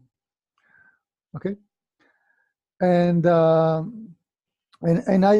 can identify this fear-based collective entity also within the supposed to be let's say non-receptive, but the Arab population as well. So how can we change this? If we change it, we will change the characteristics of Israel. Mm-hmm. And Israel is supposed to be the startup nation, the nation of innovation, and it was attributed, this startup nation, to the Arab boycott. The Arab boycott induced the Israeli people to create whatever they created. Mm-hmm. Okay, so how we shift from being a struggling nation to being a thriving nation? Well, one of the things too to realize, like you were saying earlier, that Israel or any other countries, because many other countries are the same, maybe a little bit more accentuated in Israel, that people are better at war than when there's peace or something like that, because it pushes things even further. The point with that is that's kind of a collective idea that will keep perpetuating fear, perpetuating lower state. I'm going to be extinguished, whatever it is, right? And so what happens in that regards is that that idea is pushed along, and then people adopt it and see outside of that and say, well, if we're not struggling, we're not going to be creative. But the thing is, too, even being in war, where's it keeping you? It's keeping basically to a point where you're repeating the patterns and you're still keeping in that low vibration. So the realization that that's happening, like you just explained, and more of people coming to that realization, it's not even so much flourishing as a nation, it's flourishing as a human species, like the whole thing, and even breaking down the borders and barriers and distinctions, and saying that, one's more better than the other, and one's right, one's wrong, and all of that stuff, and even going down beyond that. So it's not about extinguishing, like you said. It's more of a, let's flourish and let's be the difference that we are of one another, and also how we can facilitate one another. For example, you go across the border, and now instead of fighting with the idea that the other people on the other side are the enemy.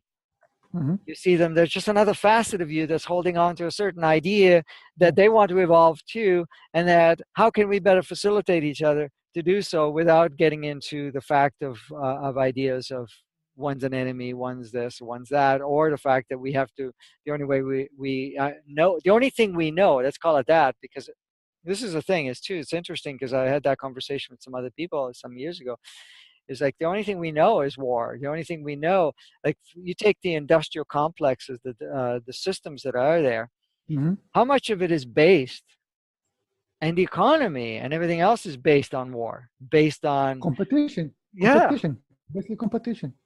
yeah. Well, war is another competition because who has better toys and better Mm-hmm. weaponry, who can wipe out whoever, you know, and all of that Mm-hmm. stuff. So you take the souls that have never been on the planet, they come here and they go, whoa, what's that interesting? Or even the beings say, Mm-hmm. what? You realize that you're killing each other, your other aspects of each other, but not only that, you're destroying the environment that actually supports all of us here, you know, type of thing. But besides that sidetrack, when you're looking at that whole competition and so forth, saying, well, I'm better than this and that, and that we have the rights and they don't have the rights, or, you know, we don't share, we don't, whatever. It's still Mm-hmm. back into that older, denser frequency.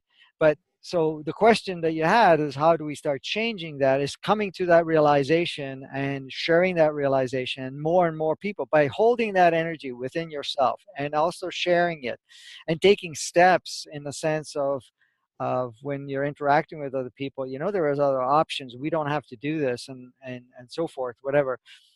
Because innately we all know inside, intuitively, Mm-hmm. that we're playing the game and we think that the game is only the way it can be played. But intuitive, we know there's more to that. And we almost don't give ourselves permission to explore that. Because as a child, Yes. when we come onto the planet, we come here to explore that. We come here to explore our innate essence. And then we're conditioned not to look outside of that. We're conditioned to, oh, you can't explore.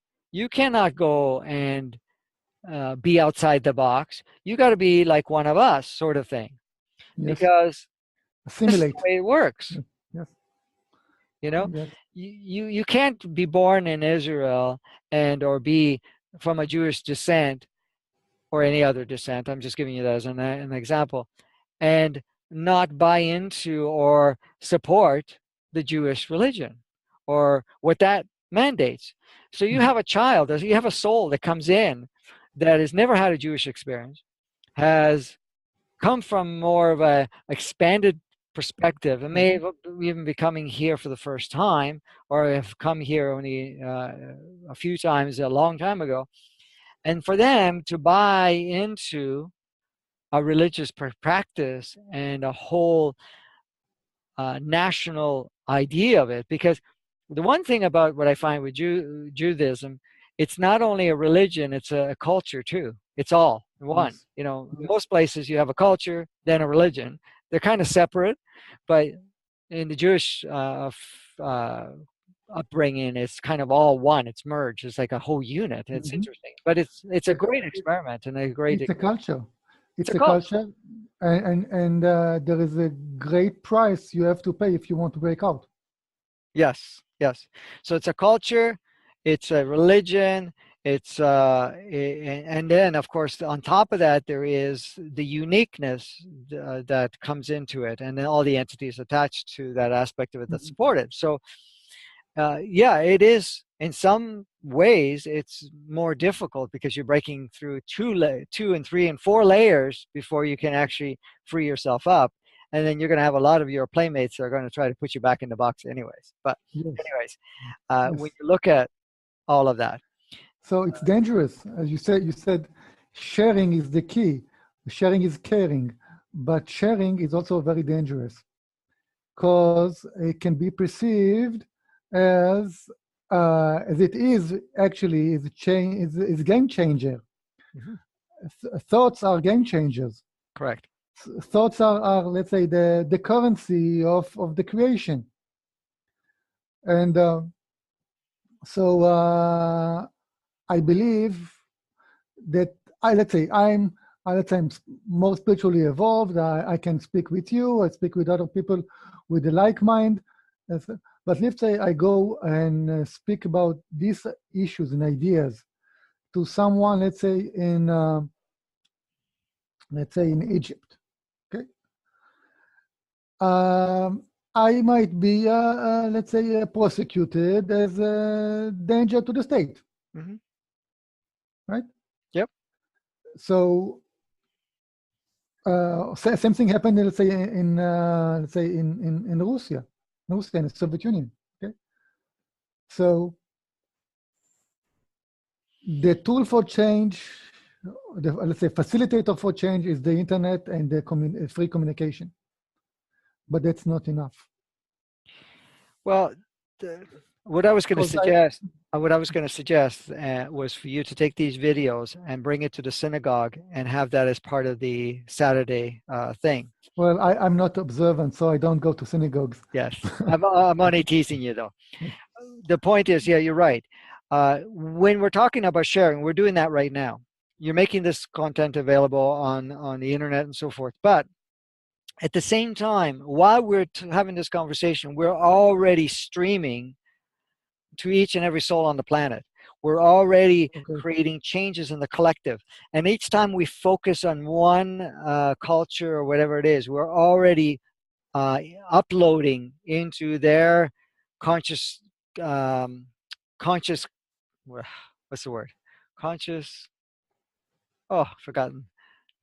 Anyways, into their consciousness, I'll use that for now, into their consciousness, this information already, which is starting to create little changes and little things and so forth. So what happens is more and more people, say in Israel, for example, that are, following that particular faith and following the culture and everything else, starts to question things. They start having a dialogue within themselves at first, start questioning things. Their soul starts to branch out a little further, speak out a little bit more, because the mind is not trying to shut it down as hard. It's because you've already caused a little bit of disrupt, including the entities within themselves, the entity. Mm-hmm. And so that's what happens in that regard. So you start creating it. So look at what's already occurred within the last 5 to 10 years, even in the last year, in the last 6 months and whatever. There has been so much more awareness coming to the forefront. Maybe not everybody's acting upon it. That's true. But there is more questioning, more dialoguing. There's more self tuning in and discussing with themselves and questioning even their existence, their reality. Is there something better than this? What are we doing here? Do I need to support this or whatever it is? It's similar to yourself, but it's happening with more people. It might seem smaller at first, but it's going to happen, because eventually what happens is more and more, which is the case here, comes to those realizations, starts shifting their thought patterns, and having a lot of the programming and conditioning and all of the suppressional stuff that has come into place starts to fall apart. They start to blossom more, and they start to question more. They start to share with one another. Because, for example, and the sharing is not like the preaching part where you're going in and you're sharing this information or whatever it is. It's like what I was saying earlier in our conversation, where having the dialogue with a family member, for example, if they're having a challenge in their life, or they're having something they're not understanding, and the opportunity comes where you say, well, something, have you ever tried looking at it this way? Or why do you feel that you're feeling so passionate about this or so uncomfortable about this? Those questions actually trigger already something that's been going on within themselves. Their own inquiring, their own questioning, and already implants that are in there. The stuff that is already downloaded in them. And then they may leave very reflective, but it starts a whole chain of reflection along the way for them. And that all participates in that changes. even the work that many are doing on the back end, you know, creating an alternative, creating an opening, creating or uploading more consciousness and so forth. It's all available in the different consciousness. Like, for example, if you wanted to focus on Israel, okay, just as a focal point, Mm-hmm. bring them into your consciousness. Bring in your consciousness the Israelite people and all the. Also, call forth. This is all in your imagination. You go quiet. You imagine. You bring in. You see yourself with them. You call forth all the ones that are already inquiring and questioning, like yourself, that have already made Mm-hmm. some movement and that are still living in Israel, Mm-hmm. and bring them forth, and then have a conversation with them in your mind.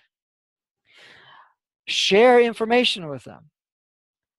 Ask them questions and create that, and also impart the energies and the experiences that you've gained from stepping outside of that box per se, or that Mm-hmm. parameter of functionality or thought form Yes.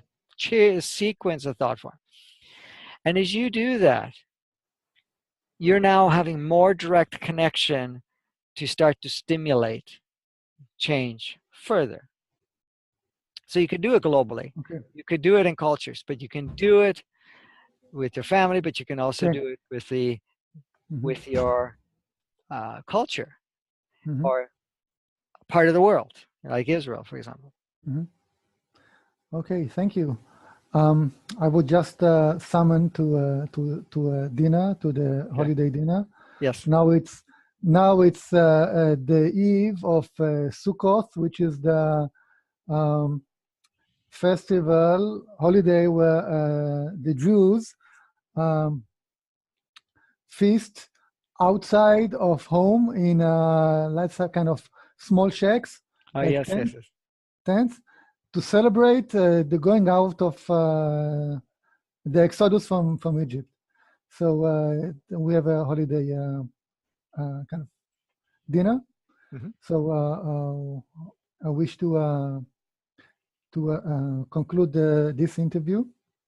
Okay, at this stage, I'm extremely grateful, and I had a great time, and I'm really empowered, and I would say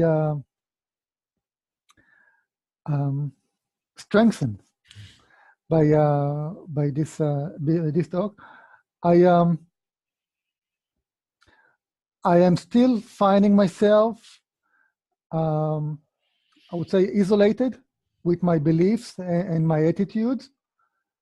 But talking to you, it really, I would say, Excellent. encourage me to go with my to pursue my direction, and hopefully I will start to also interview and spread those ideas in Hebrew. Yeah, perfect. Because most Israelis don't speak, don't hear fluent English. Right, right. But so, and I probably will put also translation on subtitles on the conversations. It's a great So idea. so so let's conclude now this interview, and greetings. Thank you. You don't see that my video is frozen. You don't see my expression, but I am very grateful.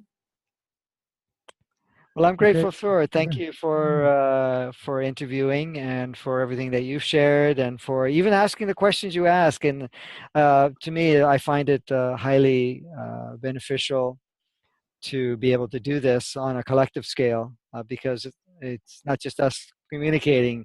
We're actually uploading into the collective. So it's Oh, thank you thank for you, doing that, for thank participating. you, thank you, thank you. I'm now I feel privileged. I feel privileged, and I feel contributing with this. Okay. Well, we'll Okay. connect again and Okay. we'll carry on and play some more. Okay. Thank you. On with the theme that we briefly covered Hmm. regarding the soul and so forth. So I'll let you set the stage, and then we'll get playing. Thank you, and I'm very grateful for this opportunity.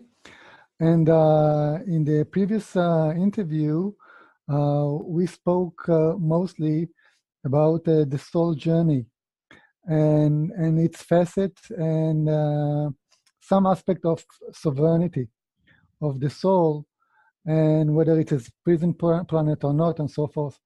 And I wish to elaborate on this path and going into the question on the illusion of free will and sovereignty. Are we really sovereign with our soul, our spirit? And the choices we make in life, are these really free will choices and so forth? You've just shared with me the long story of life hopes that you all went around, and I had my own, let's say, path that was really, really, I would say, guided. I'd say, or bounded. I would say guided. It's too harsh. I'd say bounded, Mm-hmm. bounded in restricted area and restricted, let's say, career and so forth. So I will start with the question: is this really a mean free will at the say at the soul level or on the personal level? Yeah, that's a good question because that comes up with a lot for people in regards to the whole thing about free will. How much free will do we actually have? And see, the thing is too, we have different personalities, so we have an agenda that comes from the entity that we bring forth as our part of our human experience. Then we have the part of us that is the mind or the um, how can I say, the intellect aspect that we carry on. And then of course we have the soul path Mm-hmm. and so forth. So when somebody asks me, well, do we actually have free will? And the question is, from what level are you asking from? Because just the question alone tells you it's not coming from the highest aspect of yourself. Mm-hmm. But at the same time, what do you classify as free will or not? Now, is it what the entity wants, what you want from your programs, belief systems, and so forth, the intelligence that you've gained from your experience, or is it coming from a soul perspective? Now, each one has a certain level of free will. So there is an agreement that that is arranged from all levels. So in fact, it's not like, oh, the soul dictates 100% every part of it, and or the entity or your personality dictates every part of it. Um, from your for journey, it comes from all parts. Now, uh, I tend to find, and which doing this work for so many times and observing people, that the soul actually has the greater accessibility and control structure of what direction to go or not, in essence, because the soul makes many agreements. So let me explain this out.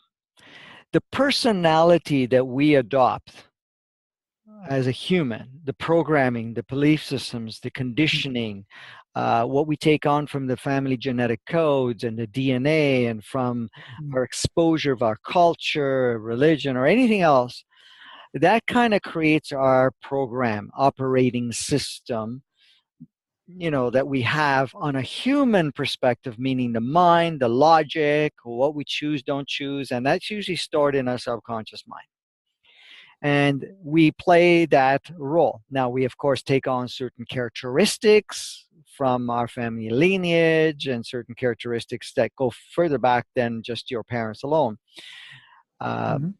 So that's on a physical, mental perspective. The Yeah, next, but that's yes, but that was also a choice going into that specific genetic lineage Mhm. and going to a specific society and so forth. That was also a choice. Is that a free will on the soul level, or is it directed?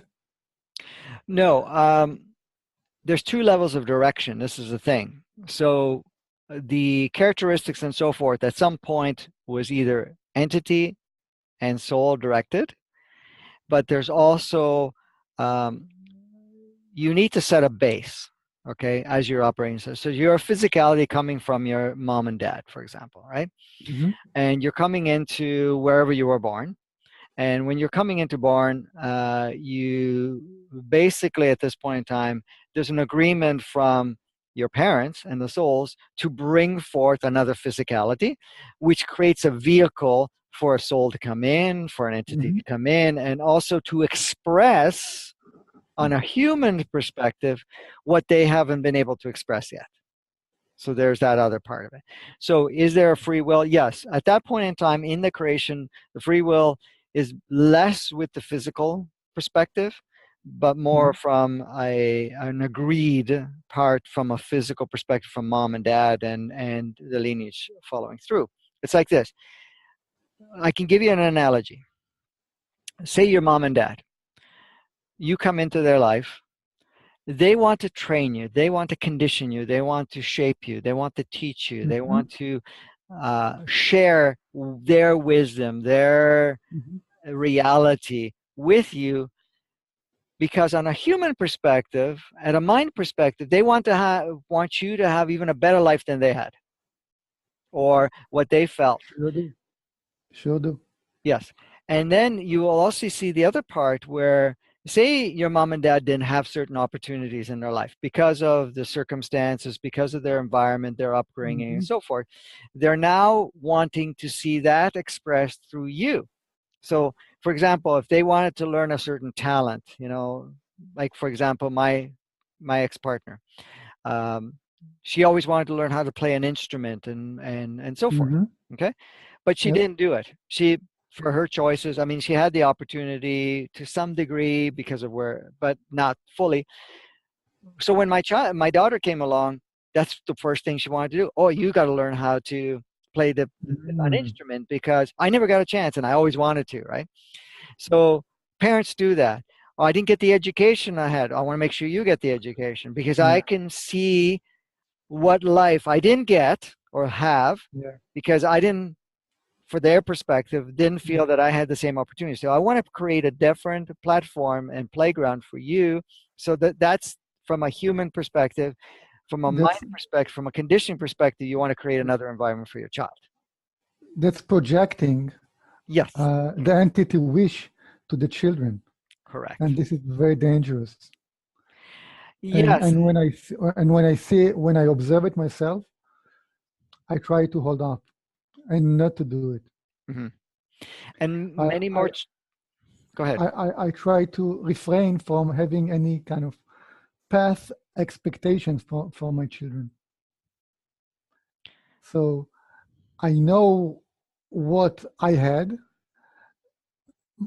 I came from a broken family, and my partner came from a broken family, and my parents are Holocaust survivors, and um, we are a kind of partially spiritual in the family. No, not religious, and I find myself many times preaching to the choir about spirituality, about thoughts, and so about souls, and and so forth. And I see eventually that I should not. I should not force my beliefs and my conduct to the younger generation. That's me. And That's a common mistake. yes, but there's two parts to that because the typical default is like what you just described, where you're preaching to the choir, for example, right? The other part is the second part of it, which is um, you allow your children and others around you have their own experience.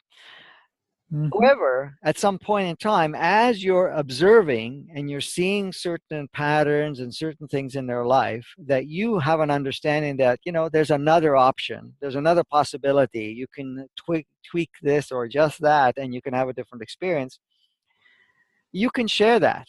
And that's like, if I look back at my own experience with my children, I didn't project. I didn't want my kids to have, this whole idea. I didn't have this, so they have to have it. Like, I didn't look at that because I know that every child has their own gifts, have their own experience, have their own, agenda, what they Mm-hmm. want to do, right?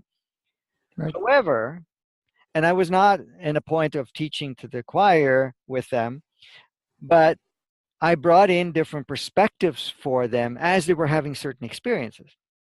So Mm. as they were having certain Mm. experiences and they bumped into, intensities or drama, whatever it was, I was very open and said, well, there is another option. You can look at it this way, or you can look at it that way. And it's up to you, which feels better for you. One's a little bit more dense, more challenging and more dramatic. And the other one is a little bit more, open-minded. We have that option and we're more Mhm. than this. And at times they would accept that. At other times they would hear it, but leave it alone and still continue with whatever they were doing. And I left that alone. And then whenever they would go and they would come to me and say, Daddy, why is this happening to me? Well, you're allowing this experience to take place because you're having this experience. However, you can navigate this and look at certain things and decide if you really want to play in that field any Mhm. longer or not, or you want to still stick to that choice that you originally made from before. So I would share wisdom, for example, of my experience and my knowing. But I would only do it as, it was beneficial for them or they were asking and inquiring. It wasn't like, oh, sit down, this is how it works. You got to do it this way, this is whatever. There were times of that nature, but it was when they wanted to do it. I say, well, Daddy, I don't understand this. Can you explain this to me? And I would explain it, right? And during the Mhm. explanation, I wouldn't just give him the whole, like the whole pot full of stuff. I would give him bits and pieces, and then I ask him, do you understand that part? How could you see this starting to change in your life? If you made this choice versus that choice, how do you see things? So it gave Mhm. them an opportunity to learn how to navigate and to understand certain parts. So you can do that part because that's very conducive. I'm not saying that's a requirement, but that's one way rather than, becoming the preacher in your family, preacher with everybody. Because Mhm. there are certain people in my family, which is the majority of the family, and when I say brothers, brothers and other extended families and so forth, Mhm. they were never interested in any of the stuff that I did at all, you know. So I wouldn't go telling them what to do and whatever. I would just observe, let them have their experience. And sometimes they would look Mhm. at me and say, what's your viewpoint? Well, they probably didn't use that word. What's your opinion about this? And I go, well, I'm not Mhm. here to put an opinion. However, I also have noticed in life that certain choices, and if you just these choices, that things take a different course, right? Yes. Right. Yes. And, oh, okay. And I said, and I used to ask always questions. I go, you're going through all this drama and whatever else that's going on right now, and you feel really uncomfortable about that, and what do you actually focus on? What do you think of? What do you feel coming up for you at times? So it allowed them to look at themselves and so forth. So that would happen time to time, and that's it. And a lot of them have progressed a little bit. Some have progressed a little bit more and others have progressed nothing at all, and that's Yeah. okay. you know I've noticed the last couple of so years Yes. that some of them are taking bigger leaps and they're actually inquiring more, and I've had people that would totally think that I was a heretic in my teachings because it was not religious based, and they were very religious based, started coming to some of my talks, you know, Really. and come and listen. And it's like, wow, there's something else. I mean, they take a bit of it. They don't take the whole thing and change their whole life, but enough to create a shift and bring some peace to them from their own self directed. But I just let them go. And you look at it, I mean, I've been in their life for a long time, in some cases, Mhm. many, many decades, right? And that's okay. I'm not there to push it, I'm not here to preach. I do share Mhm. with people that want they feel drawn to my work, and that's it. I leave it that way. Okay. So that's from a Okay. human perspective. Okay. Let's get back to the question about free will and sovereignty of the soul and sovereignty of the entity. Um, if there is, let's say, a contradiction between the, I would say, ego or personality or entity will and soul will, there are ramification, implication, let's say. Yes, correct. Okay. Okay. But I would say as the more, let's say, evolved and spiritually tuned we are, we can feel that there is what's the souls is directing us. Okay. I I'm not in the, I myself, I'm not in the level that I can speak directly with my soul yet. Okay. But I try to interpret signals in my life. Let's say in the 6 months ago, I tried to be a physics teacher and went to a course for certificate for teacher, and I was booted out. And I understood that I have the technical and I have the intelligence and everything, all the skills, but I don't fit on personality wise. Okay, but I had to get this experience and to understand and to follow it and not fight it. Mm-hmm. Because I got the message. Correct.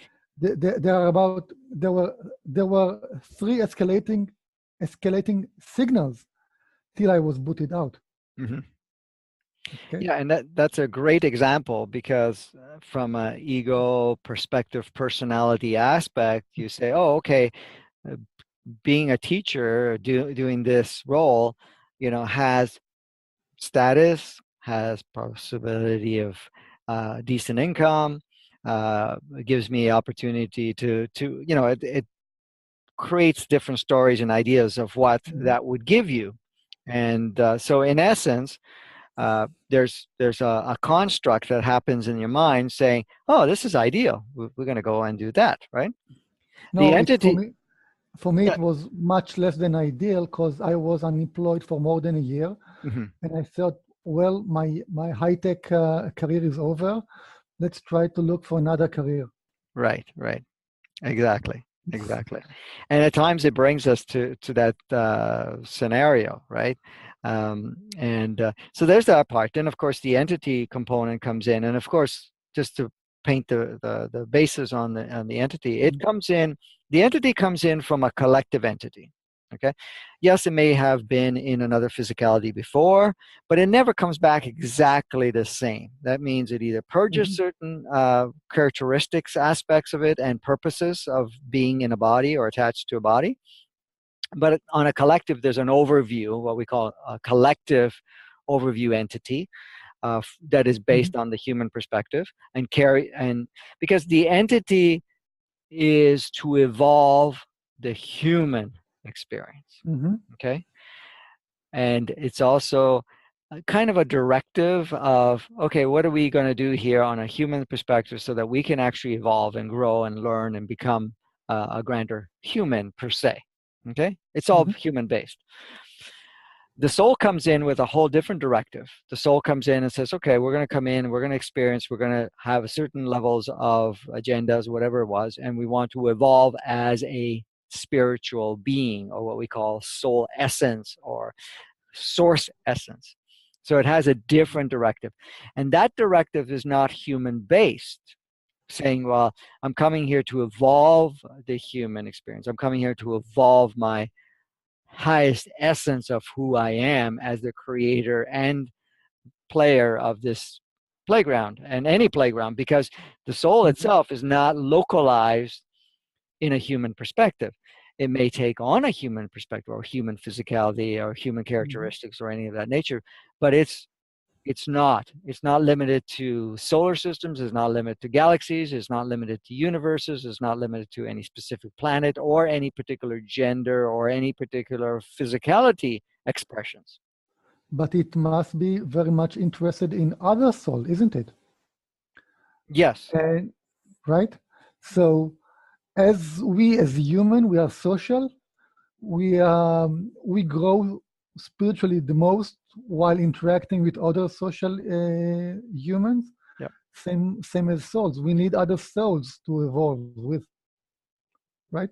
exactly, exactly. And this is where any reason that it comes in, it wants to interact with other souls coming from different perspectives and makes agreements with other souls to participate in, say, relationships or Mhm. interactions or whatever it is. Like for even the relationship we have, you and I having this conversation, you know, it's a soul-to-soul agreement saying, okay, great, this will be perfect for us to do that. And because what we're going to be sharing, we learn from each other, but we're also sharing this with a larger group. And it affects other Mhm. souls, which create other ripple effects from that aspect.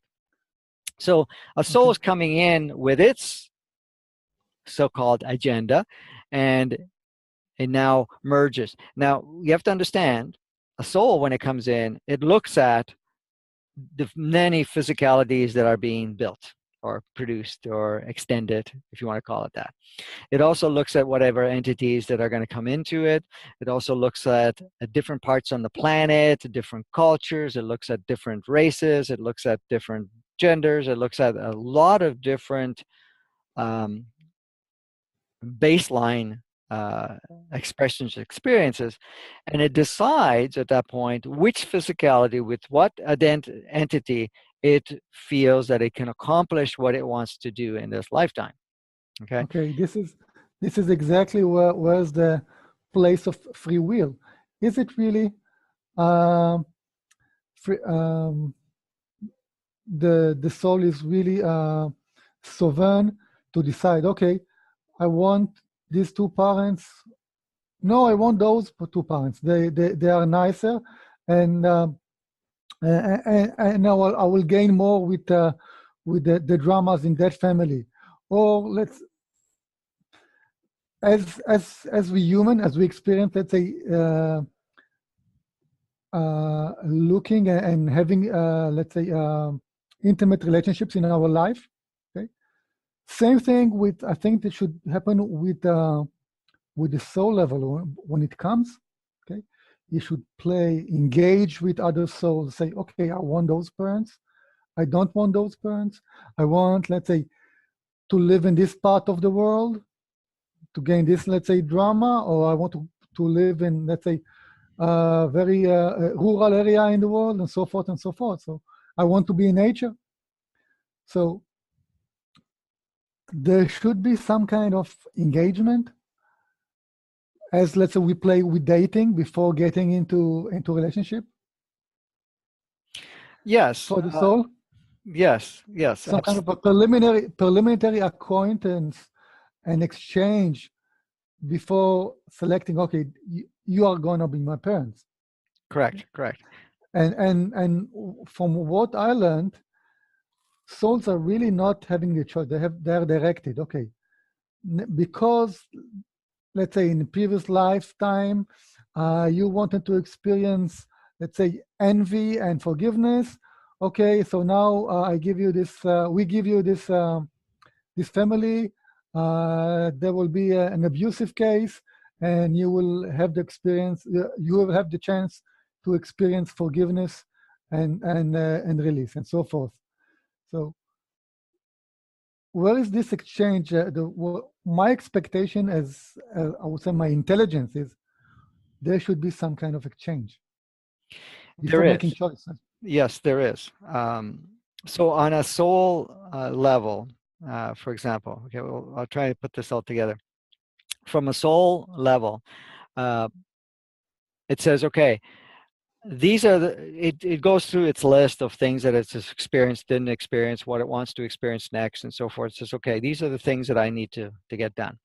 Now you're having a communication with your oversoul and your soul family. You're having communication with another soul, or that Mhm. oversees several other clusters of souls. And it looks, and so you're being supported, and it's like, okay, let's review. It's like you going to, I don't know if they have it in your parts of the world, a guidance counselor sort of thing, where you're going in, say you're in school and you want to choose what career you're going to go in, what direction you're going to go in your life. I know in North America they have what they call guidance counselors. So you go in and sit down with someone with experience and you say, okay, these are some of the things I would like to do, and so forth. And they will like share with you what you need to do to get that to experience, what potential outcome would be, and so forth. What would be more advantaged for you to do, or what direction, what schools to choose, whatever. Mhm. So that occurs too from a soul perspective, saying, okay, you want to get these things done. We also feel that the way things are changing and what we're doing on a collective aspect of it, you may not be able to access all of this, but you can start at a certain point. So there's that framework that is created. Now, with that framework, you're kind of presented with, okay, the opportunity are within these parameters of experiences that you can have that will benefit you to be able to accomplish what you need to accomplish, not only from a direct self-expression, but on a Mhm. collective aspect of souls that are all interconnected. So say your whole soul family cluster Mhm. says, okay, you're going on to planet Earth. We've been there, and probably a lot of them have not. We can't have the same experience you have because the playground is different, the energies are different, the dimensions are different. So Mhm. these are some areas that we need to expand. These are some of the areas, and going there to planet Earth, you will be able to do that because the platform is very staged for that. It's very conducive for that. So you do, as a soul, individual soul, even though we call it individual, it's still from the Mhm. cluster, will come in and say, okay, I'll go there, and these are some of the things to do. Now, the next part comes in. A soul says, okay, these are some of the families that I can choose. But a soul will not enter, say, for example, your soul would not go into your mom and dad's reality and experience without having a conversation, a negotiation, a review of what each can benefit from it, what service they can provide for one another before any final selection is made. So your soul communicated with your mom and said, okay, this is what I'm coming in. This is my agenda. This is what I want to Mhm. accomplish. You have the staging for it. You have the lineage background. You can do all of this stuff within here. And you will do the same thing with your father. Soul. But at the same time, you will also ask, what can I do for you? What are some of the things that I can bring to the experience that will help Mhm. you, that you are is on your list of experiences that you want to address? Mhm. Um, so you can ask that part. And so that part comes into play. So we look at that aspect of it and says, okay, your mom will say, I need this done, and this is how I can experience it and learn from it. So can you play this particular role? Can you direct in this way? And I will direct in this way that will serve you. You will serve me. Same thing with dad. Now, Mhm. when your brothers and sisters come along, if there are any, or any other family, you will have some interaction with certain families too. For example, if you have an uncle or an aunt or, you know, whoever, I'm just a cousin or Mhm. whatever, the level of interactions they will have with you, or even the duration and what roles are played, is still, there's a communication. So it's not just like parents, you're going to have that. Say you're the first child, then any soul that comes in after that as Mhm. brother or sister will have those communication because they're not only looking at mom and dad, they're looking at you because you're here first. Now, for example, if we, and then it says, okay, I'm going to be your brother, for example, and Mhm. because your mom and dad is producing another physicality, what can I do for you, and what can you do for me? And so there's that discussion. But say you're not the first one; you already have two brothers and sisters. Then your communication is not only with mom and dad, not only with their extended family, but all the potential Mhm. siblings that come into the play. So there's a lot of discussion, negotiation, whatever it is, that takes place before a soul takes on a physicality. So, Can you give yes, sorry. Can you give an example for a failed date where a soul will say, "Okay, I prefer not to go with these two parents," and okay, picking a the soul at that point in time um, will not be pushed to take on one particular um, path with certain parents and so forth, uh, outside of what it wants to agree upon. It will be persuaded, it will be negotiated, it will be framed in a certain way, but it still has an ultimate choice if it goes that way or not. Now, there are going to be choices, and I'm going to throw this in. It gets complicated, but it's not. There are choices where the soul says, yes, I understand everything, but I want to go here. I want those parents because I feel that those parents are better for me. And well, even maybe though, it's not the parent, maybe it's the environment, and there was a soulmate in let's say in that environment, in that area, country, mhm, that he wants to go there. There's nothing to do with the parents. right. It's right. Yeah, it can do that. But this is the sovereignty of of the um, of the soul, and if it insists, can it be pushed? Can it be coerced into a certain life? I believe that people, let's say, in very horrible states, are where they are herded as a sheep, are not not really chose those experience, not because they are horrible, because they have no choices over there.